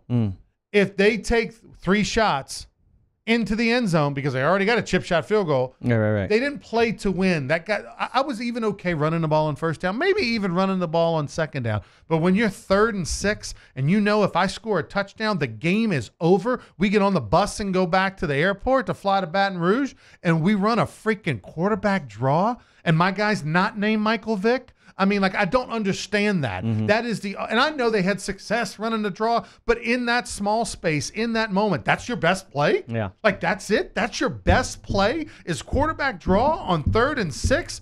No wonder Kevin Falk was fighting after the game. I mean, I want to fight. I mean, come on. That was a terrible call. Be aggressive. Throw into the end zone. It's incomplete. We kick the field goal. Who's the biggest loser from that game? Who comes out the biggest loser in that game? The biggest loser in that game is going to be LSU in recruiting, I would think, because this gives A&M mojo and juice that they needed. They needed a story to tell, and they got one. Things are different now. You know what I mean? Like, that's the story that Jimbo and his staff are going to tell recruits. And believe me, LSU and A&M battle on a lot of recruits. They now have a story to tell. Days are different. This is a different town. We are relevant now. We finished ahead of LSU in the division in the first year that Jimbo was in town without his players. He inherited these guys. He made the most of them, and they still beat LSU and finished ahead of LSU. This is not going to be good. That LSU in recruiting is the biggest loser in this deal. I disagree with you. I think that LSU is going to be fine, just fine in recruiting. They've already got they've got an unbelievable recruiting class coming in. So does A&M. I understand that, but yeah, no, A&M's going to do much better with Jimbo Fisher. It's going to be more of they're not going to be winning 10 straight games versus Texas A&M anymore. This is not going to happen because they've implemented a defense. They're becoming more physical. Jimbo Fisher is a very good quarterback whisperer. He's going to bring and they got all the money in the world. Okay, so literally. So you're going to have to play them on the road every other year. Just another team in the Western Division that's going to steal Auburn, a championship. Alabama, it's unbelievable. Texas A&M, it's going to be LSU. Tough. It's ridiculous. And oh, by the way, we haven't even talked about a Mississippi State or Ole Miss that pops up every 3 or 4 years and has a really good team, or an Arkansas team. Maybe they'll eventually get their act together. Any way we can move to the East? Any chance we can move? I mean, look, you could finish 4th in the West and still be a pretty darn good team, and you're going to go 4-4. LSU just finished 3rd. Yeah. They finished 3rd. and had a went great 5-3. year. We were talking about them being in the playoffs a week ago, finishing maybe 5th nationally. They're 3rd in the West. I'm going to tell you who the biggest loser is in that game, and it's Damian Craig. Damian Craig has become. What do you think's going to happen? I think something's going to be happening. I don't think he's going to be fired. But I'm going to tell you right now, you don't think for a second LSU and every other division. Every other team in the SEC is going to use that against Texas A&M. Yes, they are. They're going to use this film with parents. But you're pointing, and we're showing for those that are driving around on the radio.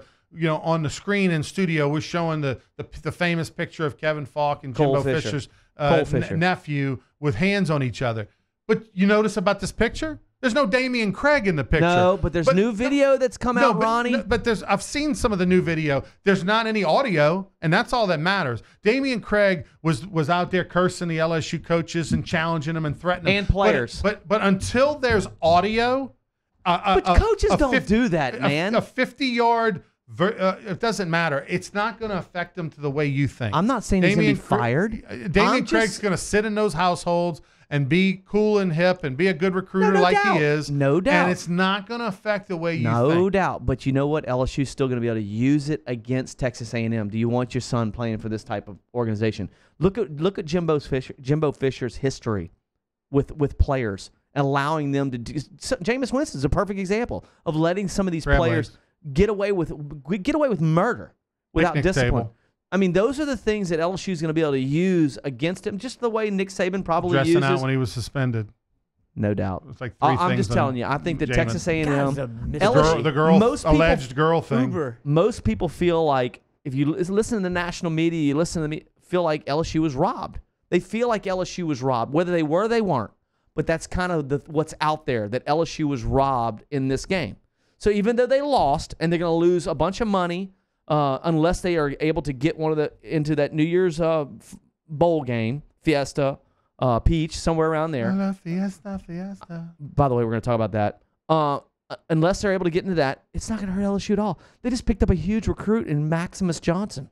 All right, when we come back, big news. We're going to talk about Maximus Johnson, and we're also going to talk about some of the upcoming championship bowl games this weekend. And also, I want to get your take. If Joel Davis was GM, would he? I've got a couple questions for him about that on those. Joel Davis, GM of the New Orleans Saints, would he? I've got a couple that we're going to throw at him. Don't go anywhere. Maximus Johnson coming up next.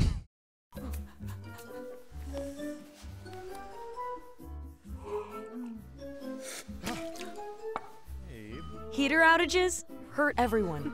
Don't be a victim. Call AccuTemp and schedule your maintenance check today. If you're an avid sports fan, then you need to check out the Louisiana Sports Hall of Fame, located in historic downtown Natchitoches, next to the Chateau Saint Denis Hotel and the Natchitoches Convention Center. The Louisiana Sports Hall of Fame is where the rich history of Louisiana sports is told through the pictures, artifacts, and by the legends themselves in video archives. Come to the Louisiana Sports Hall of Fame and Northwest Louisiana History Museum and visit a world-renowned architectural marvel. For more information and to purchase tickets to the annual Louisiana Sports Hall of Fame events, visit lasportshall.com/purchase.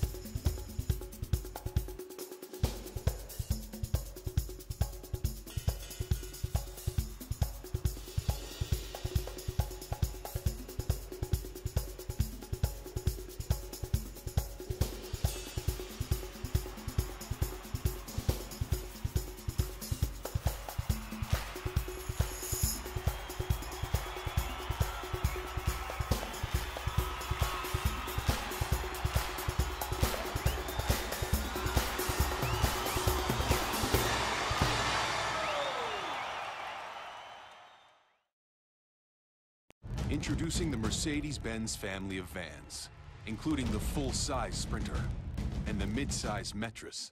If these are your wingtips, if this is your gourmet latte, then these are your vans. Vans for professionals. Strictly professionals. Best commercial van residual value according to ALG, and starting at just $25,995. Mercedes-Benz. Vans. Born to... When you come to Relief Windows, your experience starts here. Or here. Then we come to your home. We measure twice. And then we bring custom windows to your home. We remove your old windows. Install your new windows. Clean our mess. And we make sure you're completely satisfied. And all of this before you pay a dime. And at Relief Windows, our #1 product is customer satisfaction. Relief Windows.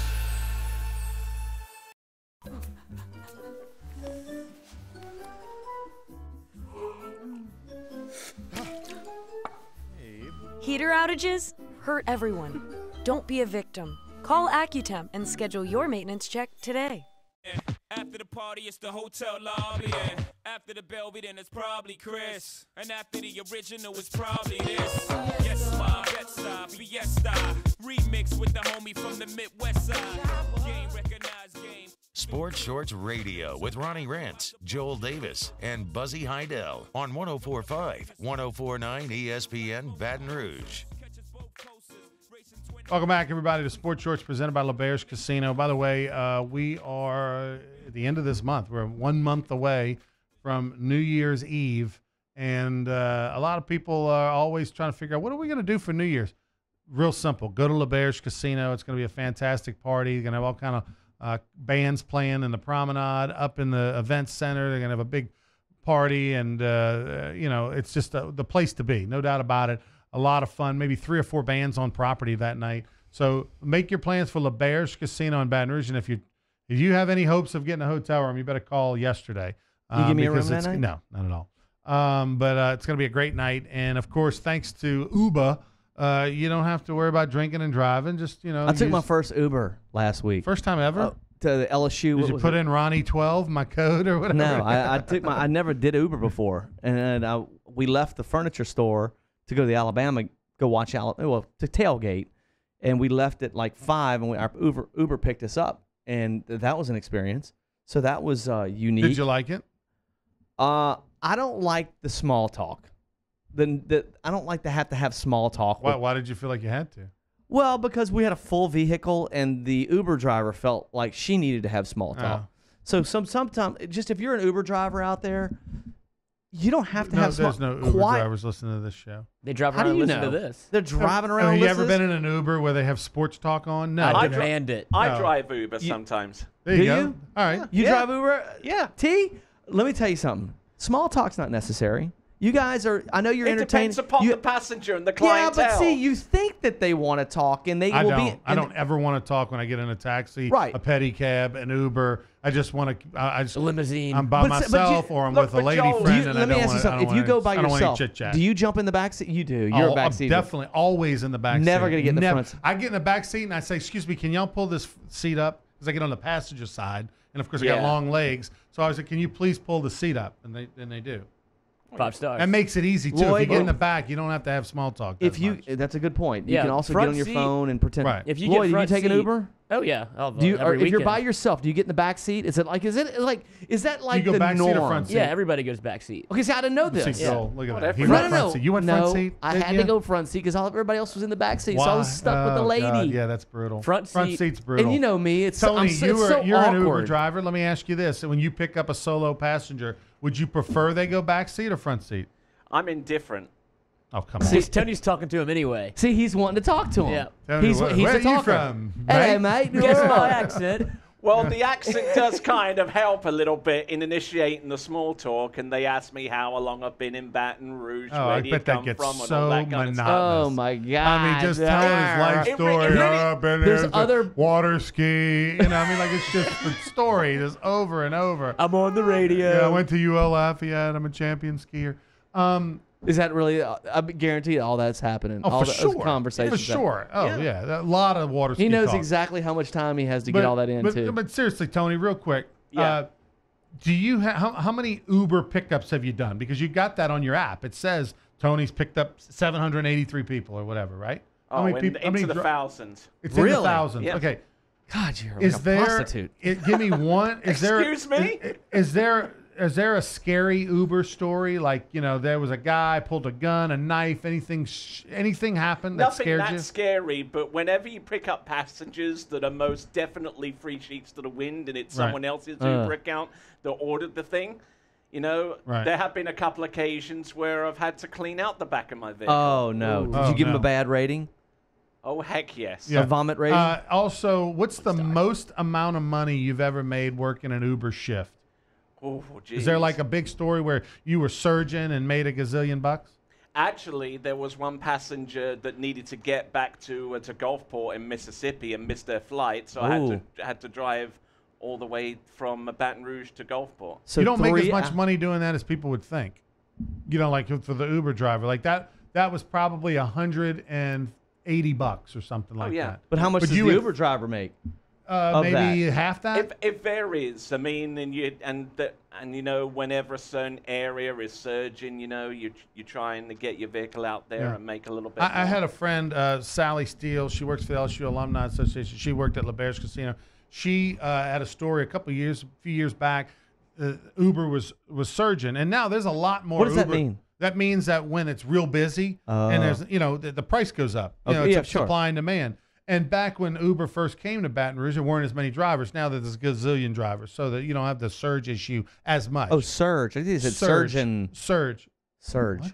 That's why I didn't know what you were saying. I thought you said surgeon. Lord, like you did were I say taking a surgeon? surgeon somewhere. Did I say How do I know surgeon? what you're saying? I didn't know you said Take the surge. wax out I of think your the ears. medical field is a lot more lucrative this than is that. I don't see crazy. any Anyway. surgeons Hey, they out still there need driving Uber. surgeons still So drink. when Uber is surging, I mean, what is Surgery. ridiculous? But, all right, Surgery. when Uber was surging a few years back, when they didn't have as many drivers, Thank you. after like an LSU game or that whatever, Yes. she was trying to get from downtown Baton Rouge to her house, apartment, wherever she lived, somewhere around Parkview. Let's just say, right? Let's just pick, you know, airline and Segan, $120. and it was like, I want to say it was like $100 and something. You know, It was an extreme example, but it was like 2 a.m, whatever. Late needed one. There was probably at the time, like Who 8 makes these people. prices? Uber? It's a computer deal. It's an algorithm. It was right. $276.57 to go 1.4 miles. What? She was drunk, and they had to go through the contraflow. 276. Mm-hmm.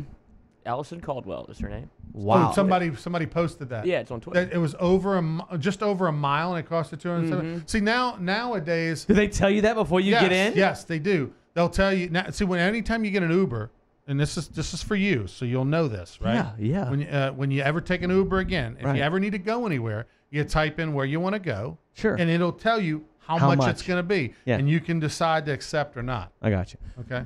So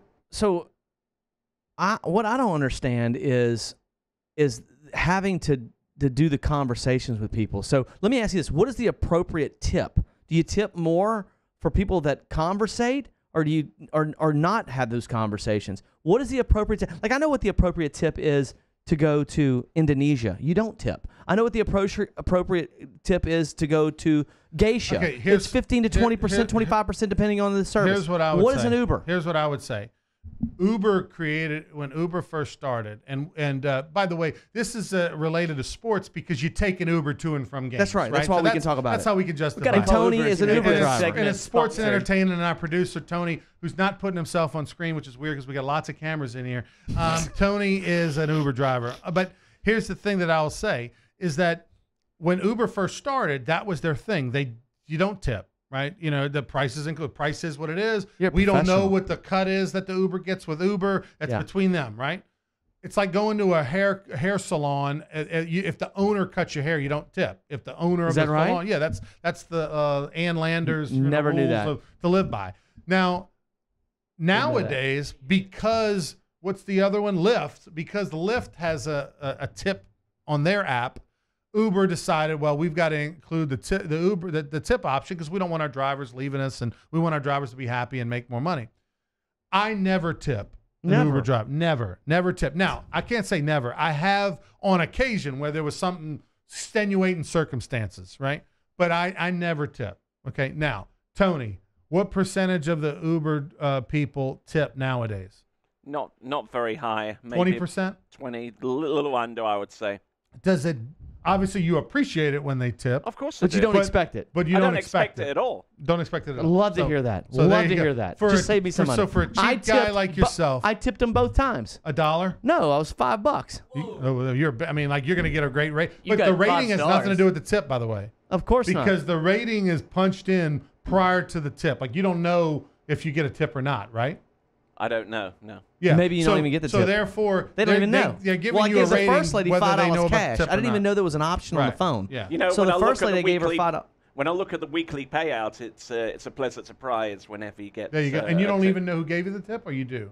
I don't. Does it say who gave you the tip? No, it doesn't. So there you go. So if you do the tip through the app, they don't even know you gave them the tip. See, that's horrible. So you don't even get the appreciation of the thank you. You're a great man, or a kiss on the lips, or anything. You don't get any of that. I gave them cash. So no sense in giving a tip. If I gave them $5 cash. Now you give them cash, you're getting the 5 stars. Which, I mean, unless you throw up in their car or unless you yell and scream at the Uber driver, you're going to get 5 stars, right? I mean, like, it's rare. I will say this: I did sit in the front on the way home that night. I went home by myself. That's weird. And I did sit in the front seat. You might have got 4 stars. Is that like a no-go, Tony? I mean, you'd enjoy that. Is that weird if someone sits in the front, Tony?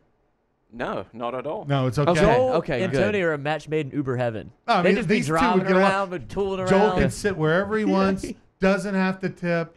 I just think it's kind of rude to sit in the back seat. I mean, it's like what are you? It's a car service. Are you degrading me? No. You don't want to sit next to me? Service. You want the partition down? What it is. You want the partition in the middle? If there was a partition, I would put it up. I wish there was. I just don't know. I felt like I needed to sit next to the guy. that is Uber inexperience coming through right there. By the way, speaking of experience, Brad Johnson is a former NFL Super Bowl champion for the Tampa Bay Buccaneers. Played at Florida State. Was a heck of a player there. Heck of a player. He's got a son. Plays in Georgia. Got 2 sons. Both are quarterbacks. One just committed to LSU to play in 2000. Max Johnson. But I'll tell you this: his name is not Max. It's Maximus. Which is even better. Way better. I mean, I feel like that guy's going to show up on a movie set for something with a gladiators or something attached to it. Or one of those funny movies. But I'll tell you this. Max Johnson, this is legendary. I mean, this is a great name. Great name. And your dad has got to have so much confidence in you to name you that. Well, he's 6'5". He's not 6'5". No, Maximus, he is. No, he's not. He's 6'3" and a half. He's not. He's a south 6'5". He's southpaw. He's got a big arm. He's Spins the pill. He's more athletic than people consider. The dude can ball, man. And he's still got a whole other year to develop. I just Googled Max Johnson's size. Oh, God. And it came up 6'5", by the way. Okay, it's not. If you Google, have you typed in Max Johnson's size? You say 6.5 or 6'5"? 6'5". No, it's got the little hash things, but that's 6 foot. It's got like one little dot, Yeah, one little hash in front of the 6, and two little hashes in front of the or 6.5. 6'5". Got it. Okay. Just making sure. Now, the thing that has everybody freaking out about is not Max Johnson's size. It's Look at this. It's the fact that his uncle is Mark Richt. His uncle is Mark Richt. His Mark Richt's wife is married to Max Johnson's mom's sister. Okay? Sure. Everyone had it as a foregone conclusion that he was going to go to Miami, which, oh, by the way, doesn't have a quarterback commit in its 19 or 20 class. Right. So this would be and he got offered 2 years ago by his uncle to be the quarterback when he was at Georgia, probably. So everyone's shocked by that. I even got a couple of text messages from University of Miami people I know down in Miami that are like, how the heck did y'all get this guy? It's Mark Richt's nephew. I mean, unbelievable. And I said, well, just as amazing it is that Mark Richt didn't get him, how did Florida State not get him? Well, Florida State's not very good right now. But Florida State is way down. All the more reason. I mean, maybe he doesn't like what's going on at Florida State. Well, hey, by the way, Peyton Manning didn't go to Ole Miss. By the way, LSU has a quarterback in its 19 class, has 2 quarterbacks now in its 20 class, including the Ponchatoula kid. Yeah, T.J. Finley. So, I mean, like, who knows if Max Johnson ever brings his talents to Baton Rouge when all's said and done, because a lot of crazy things could happen. Well, but this is exciting that now LSU, at least on paper, has got 3 quarterback commitments, not to mention Miles Brennan sitting over there waiting. Let me just tell you something. Miles Brennan. Oh, here we go. I just don't know. I don't know, but I'm going to tell you something. The dude is still Maximus Johnson is bigger than Miles Brennan, and he's a junior in high school. Yeah, but I mean, I'm sitting here watching Max Johnson sling the rock from the left side, which I love. Got a little Matt Leinart going on, and it's not unbelievably impressive. He's a junior in high school. Right. He's going to get bigger and stronger, Ronnie. Well, we hope. I mean, look at Miles Brennan. He's I mean, physically, this kid can get bigger. Miles Brennan is literally a toothpick with a cannon. I mean, he can sling it as good as anybody. Yeah, but why? But he's one hit away from turning into a vegetable. That's come on. You're being extreme. There's so many, thin quarterbacks. I mean, give me a break. Who? Well, I mean, by the way, what's his name from Oklahoma won a Heisman, and he's about $130. Who?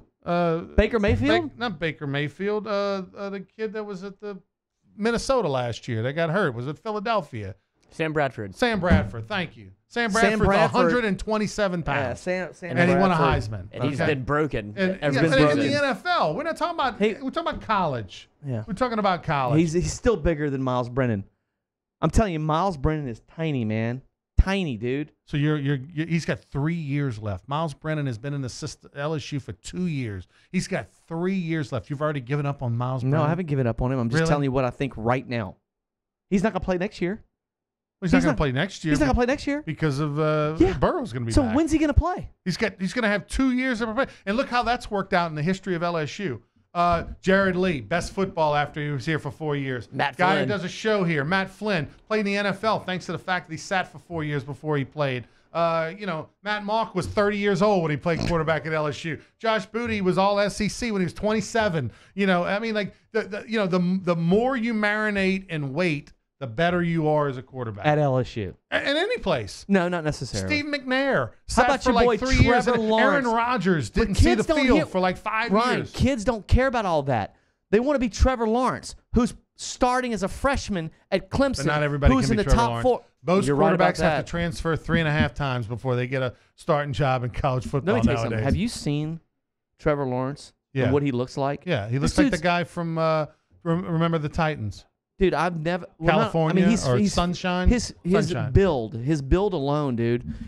18-year-olds or 17, 18-year-olds shouldn't be built like that. It's incredible. All right, we got to take a break. Joel's going to fire up the Uber, see how he's going to get home. Got to get to the furniture store. We'll take a break. We'll be back with more Sports Shorts right after this.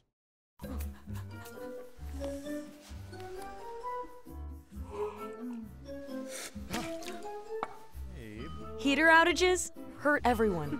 Don't be a victim. Call Accutemp and schedule your maintenance check today. If you're an avid sports fan, then you need to check out the Louisiana Sports Hall of Fame, located in historic downtown Natchitoches, next to the Chateau Saint Denis Hotel and the Natchitoches Convention Center. The Louisiana Sports Hall of Fame is where the rich history of Louisiana sports is told through the pictures, artifacts, and by the legends themselves in video archives. Come to the Louisiana Sports Hall of Fame and Northwest Louisiana History Museum and visit a world-renowned architectural marvel. For more information and to purchase tickets to the annual Louisiana Sports Hall of Fame events, visit lasportshall.com/purchase.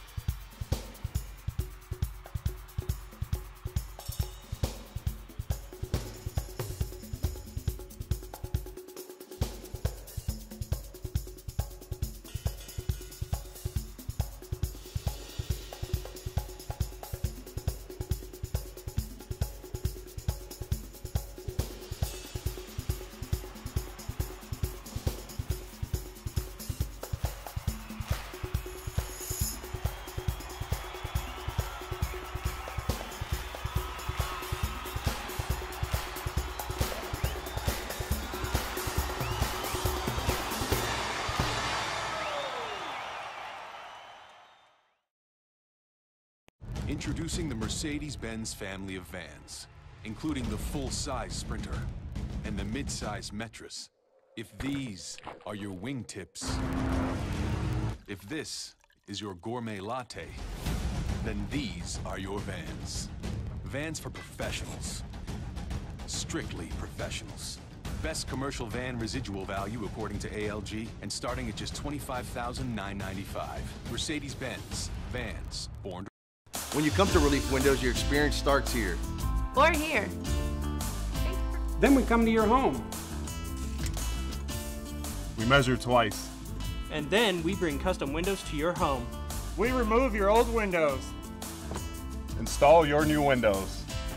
Clean our mess. And we make sure you're completely satisfied. And all of this before you pay a dime. And at Relief Windows, our #1 product is customer satisfaction.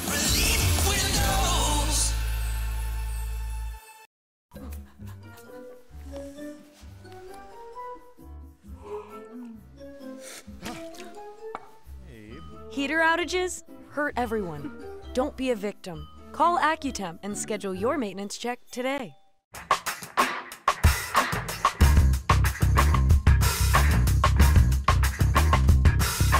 Sports Shorts Radio with Ronnie Rentz, Joel Davis, and Buzzy Heidel on 104.5, 104.9 ESPN Baton Rouge. Welcome back, everyone, to Sports Shorts. For those that are catching us on the radio, this Saturday's we normally we're on from 10 to noon on Saturday mornings. This week we're on from 9 to 11 due to some scheduling stuff. But so for you gamblers out there, you know, a lot of times ladies are the best pickers because they pick by the color of the uniforms or how hot the coach is or just by the mascot, whatever the reasons are. And we study it. And so this is like that segment. This is going to be like that segment. Joel Davis is going to pick the winners based on zero information in the conference championship games that are coming up. All right, so the MAC championship.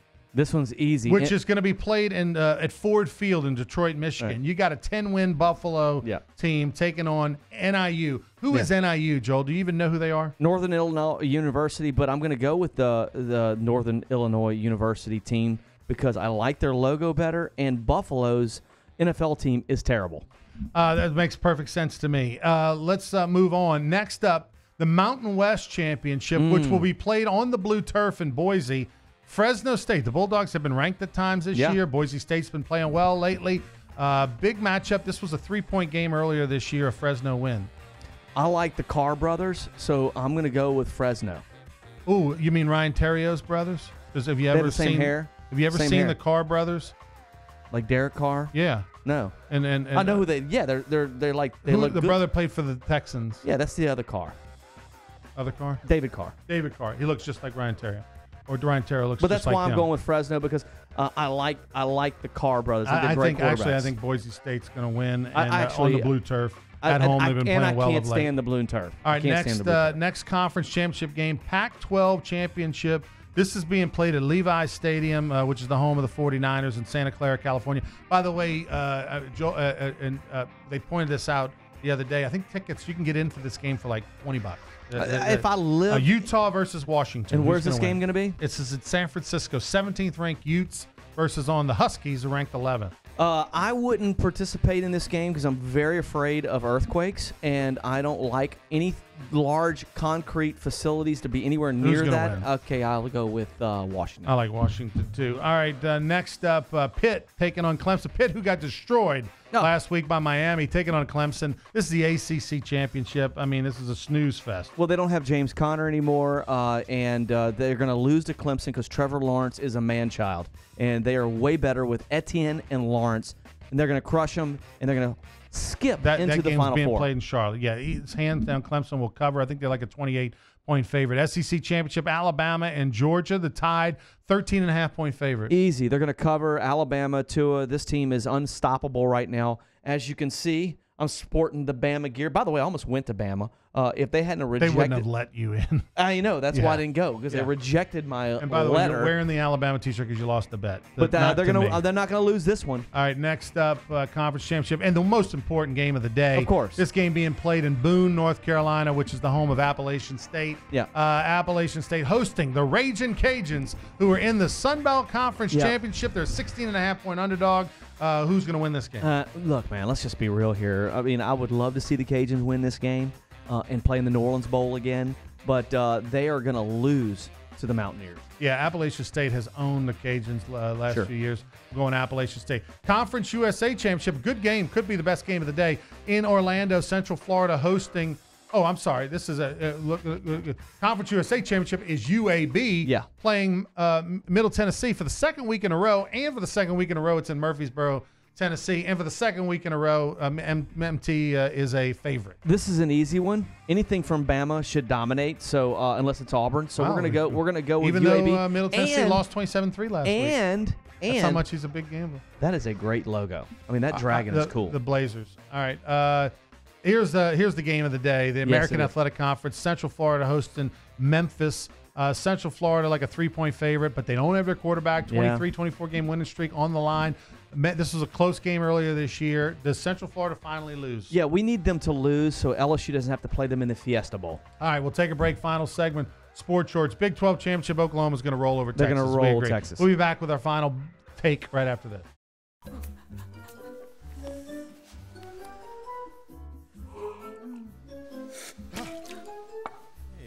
Heater outages hurt everyone. Don't be a victim. Call Accutemp and schedule your maintenance check today. If you're an avid sports fan, then you need to check out the Louisiana Sports Hall of Fame, located in historic downtown Natchitoches, next to the Chateau Saint Denis Hotel and the Natchitoches Convention Center. The Louisiana Sports Hall of Fame is where the rich history of Louisiana sports is told through the pictures, artifacts, and by the legends themselves in video archives. Come to the Louisiana Sports Hall of Fame and Northwest Louisiana History Museum and visit a world-renowned architectural marvel. For more information and to purchase tickets to the annual Louisiana Sports Hall of Fame events, visit lasportshall.com/purchase.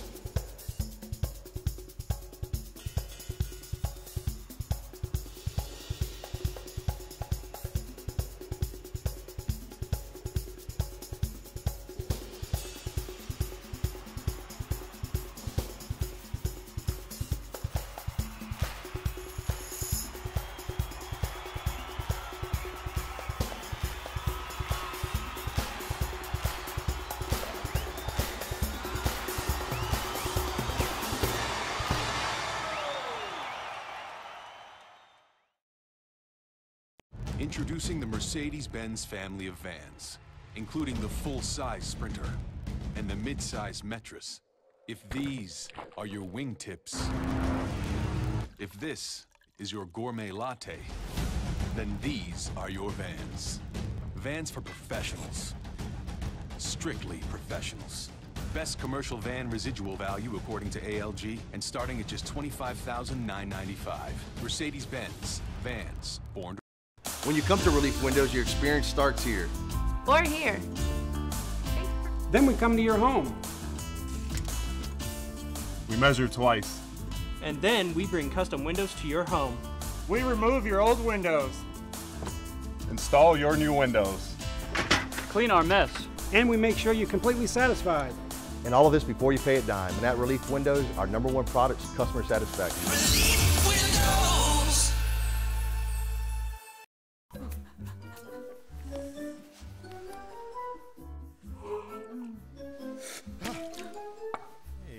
Heater outages hurt everyone. Don't be a victim. Call AccuTemp and schedule your maintenance check today.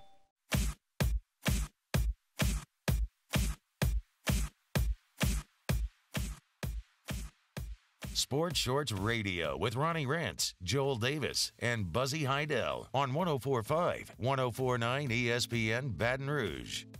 All right, we only got a minute left in the show. One last thing to get to. That's Joel Davis wearing the Alabama T-shirt. He's on his way to Dick's Sporting Goods to return it. He lost the bet. That's gross. I told him not to, but he's doing it anyway. Undershirt. If you were the GM of the New Orleans Saints, you loved Reuben Foster 2 years ago. You wanted to draft him in the first round. You were disappointed you didn't get him. He was available on Monday evening, Tuesday morning. He got released by the 49ers, his third domestic violence situation in the last few years. Should you and would you, if you were GM and made the call to sign him? No. Anything you got to think about there? Would you possibly sign him? He's really good. You could use him. No. All right, there you have it. Joel Davis, GM, would not have signed Reuben Foster. Would you have? No, I don't. You can't. You can't as much as you want to because he's a great player. He's a dirtbag. You can't do it. He is a dirtbag. LeBear's Casino, thanks for being a sponsor. AccuTemp, give them a call when your air, AC, Built by and heating breaks. Have a great week, everybody.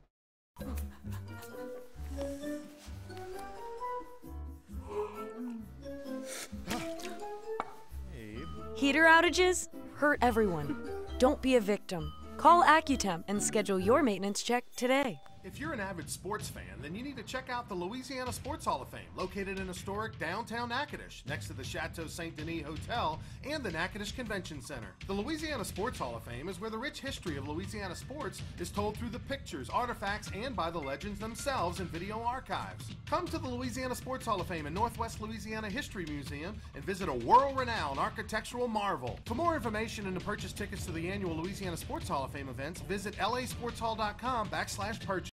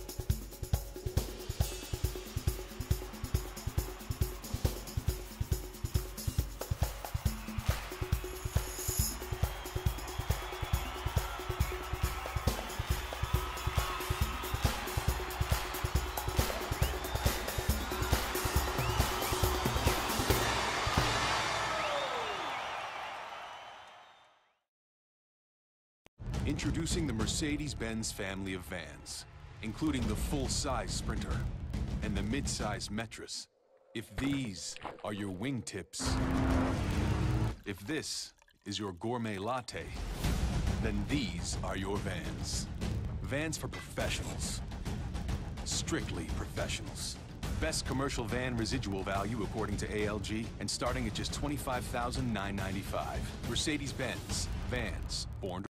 When you come to Relief Windows, your experience starts here. Or here. Then we come to your home. We measure twice. And then we bring custom windows to your home. We remove your old windows. Install your new windows. Clean our mess. And we make sure you're completely satisfied.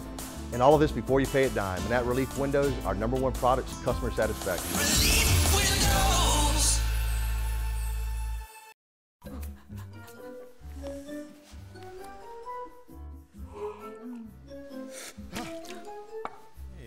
Heater outages hurt everyone. Don't be a victim. Call Accutemp and schedule your maintenance check today.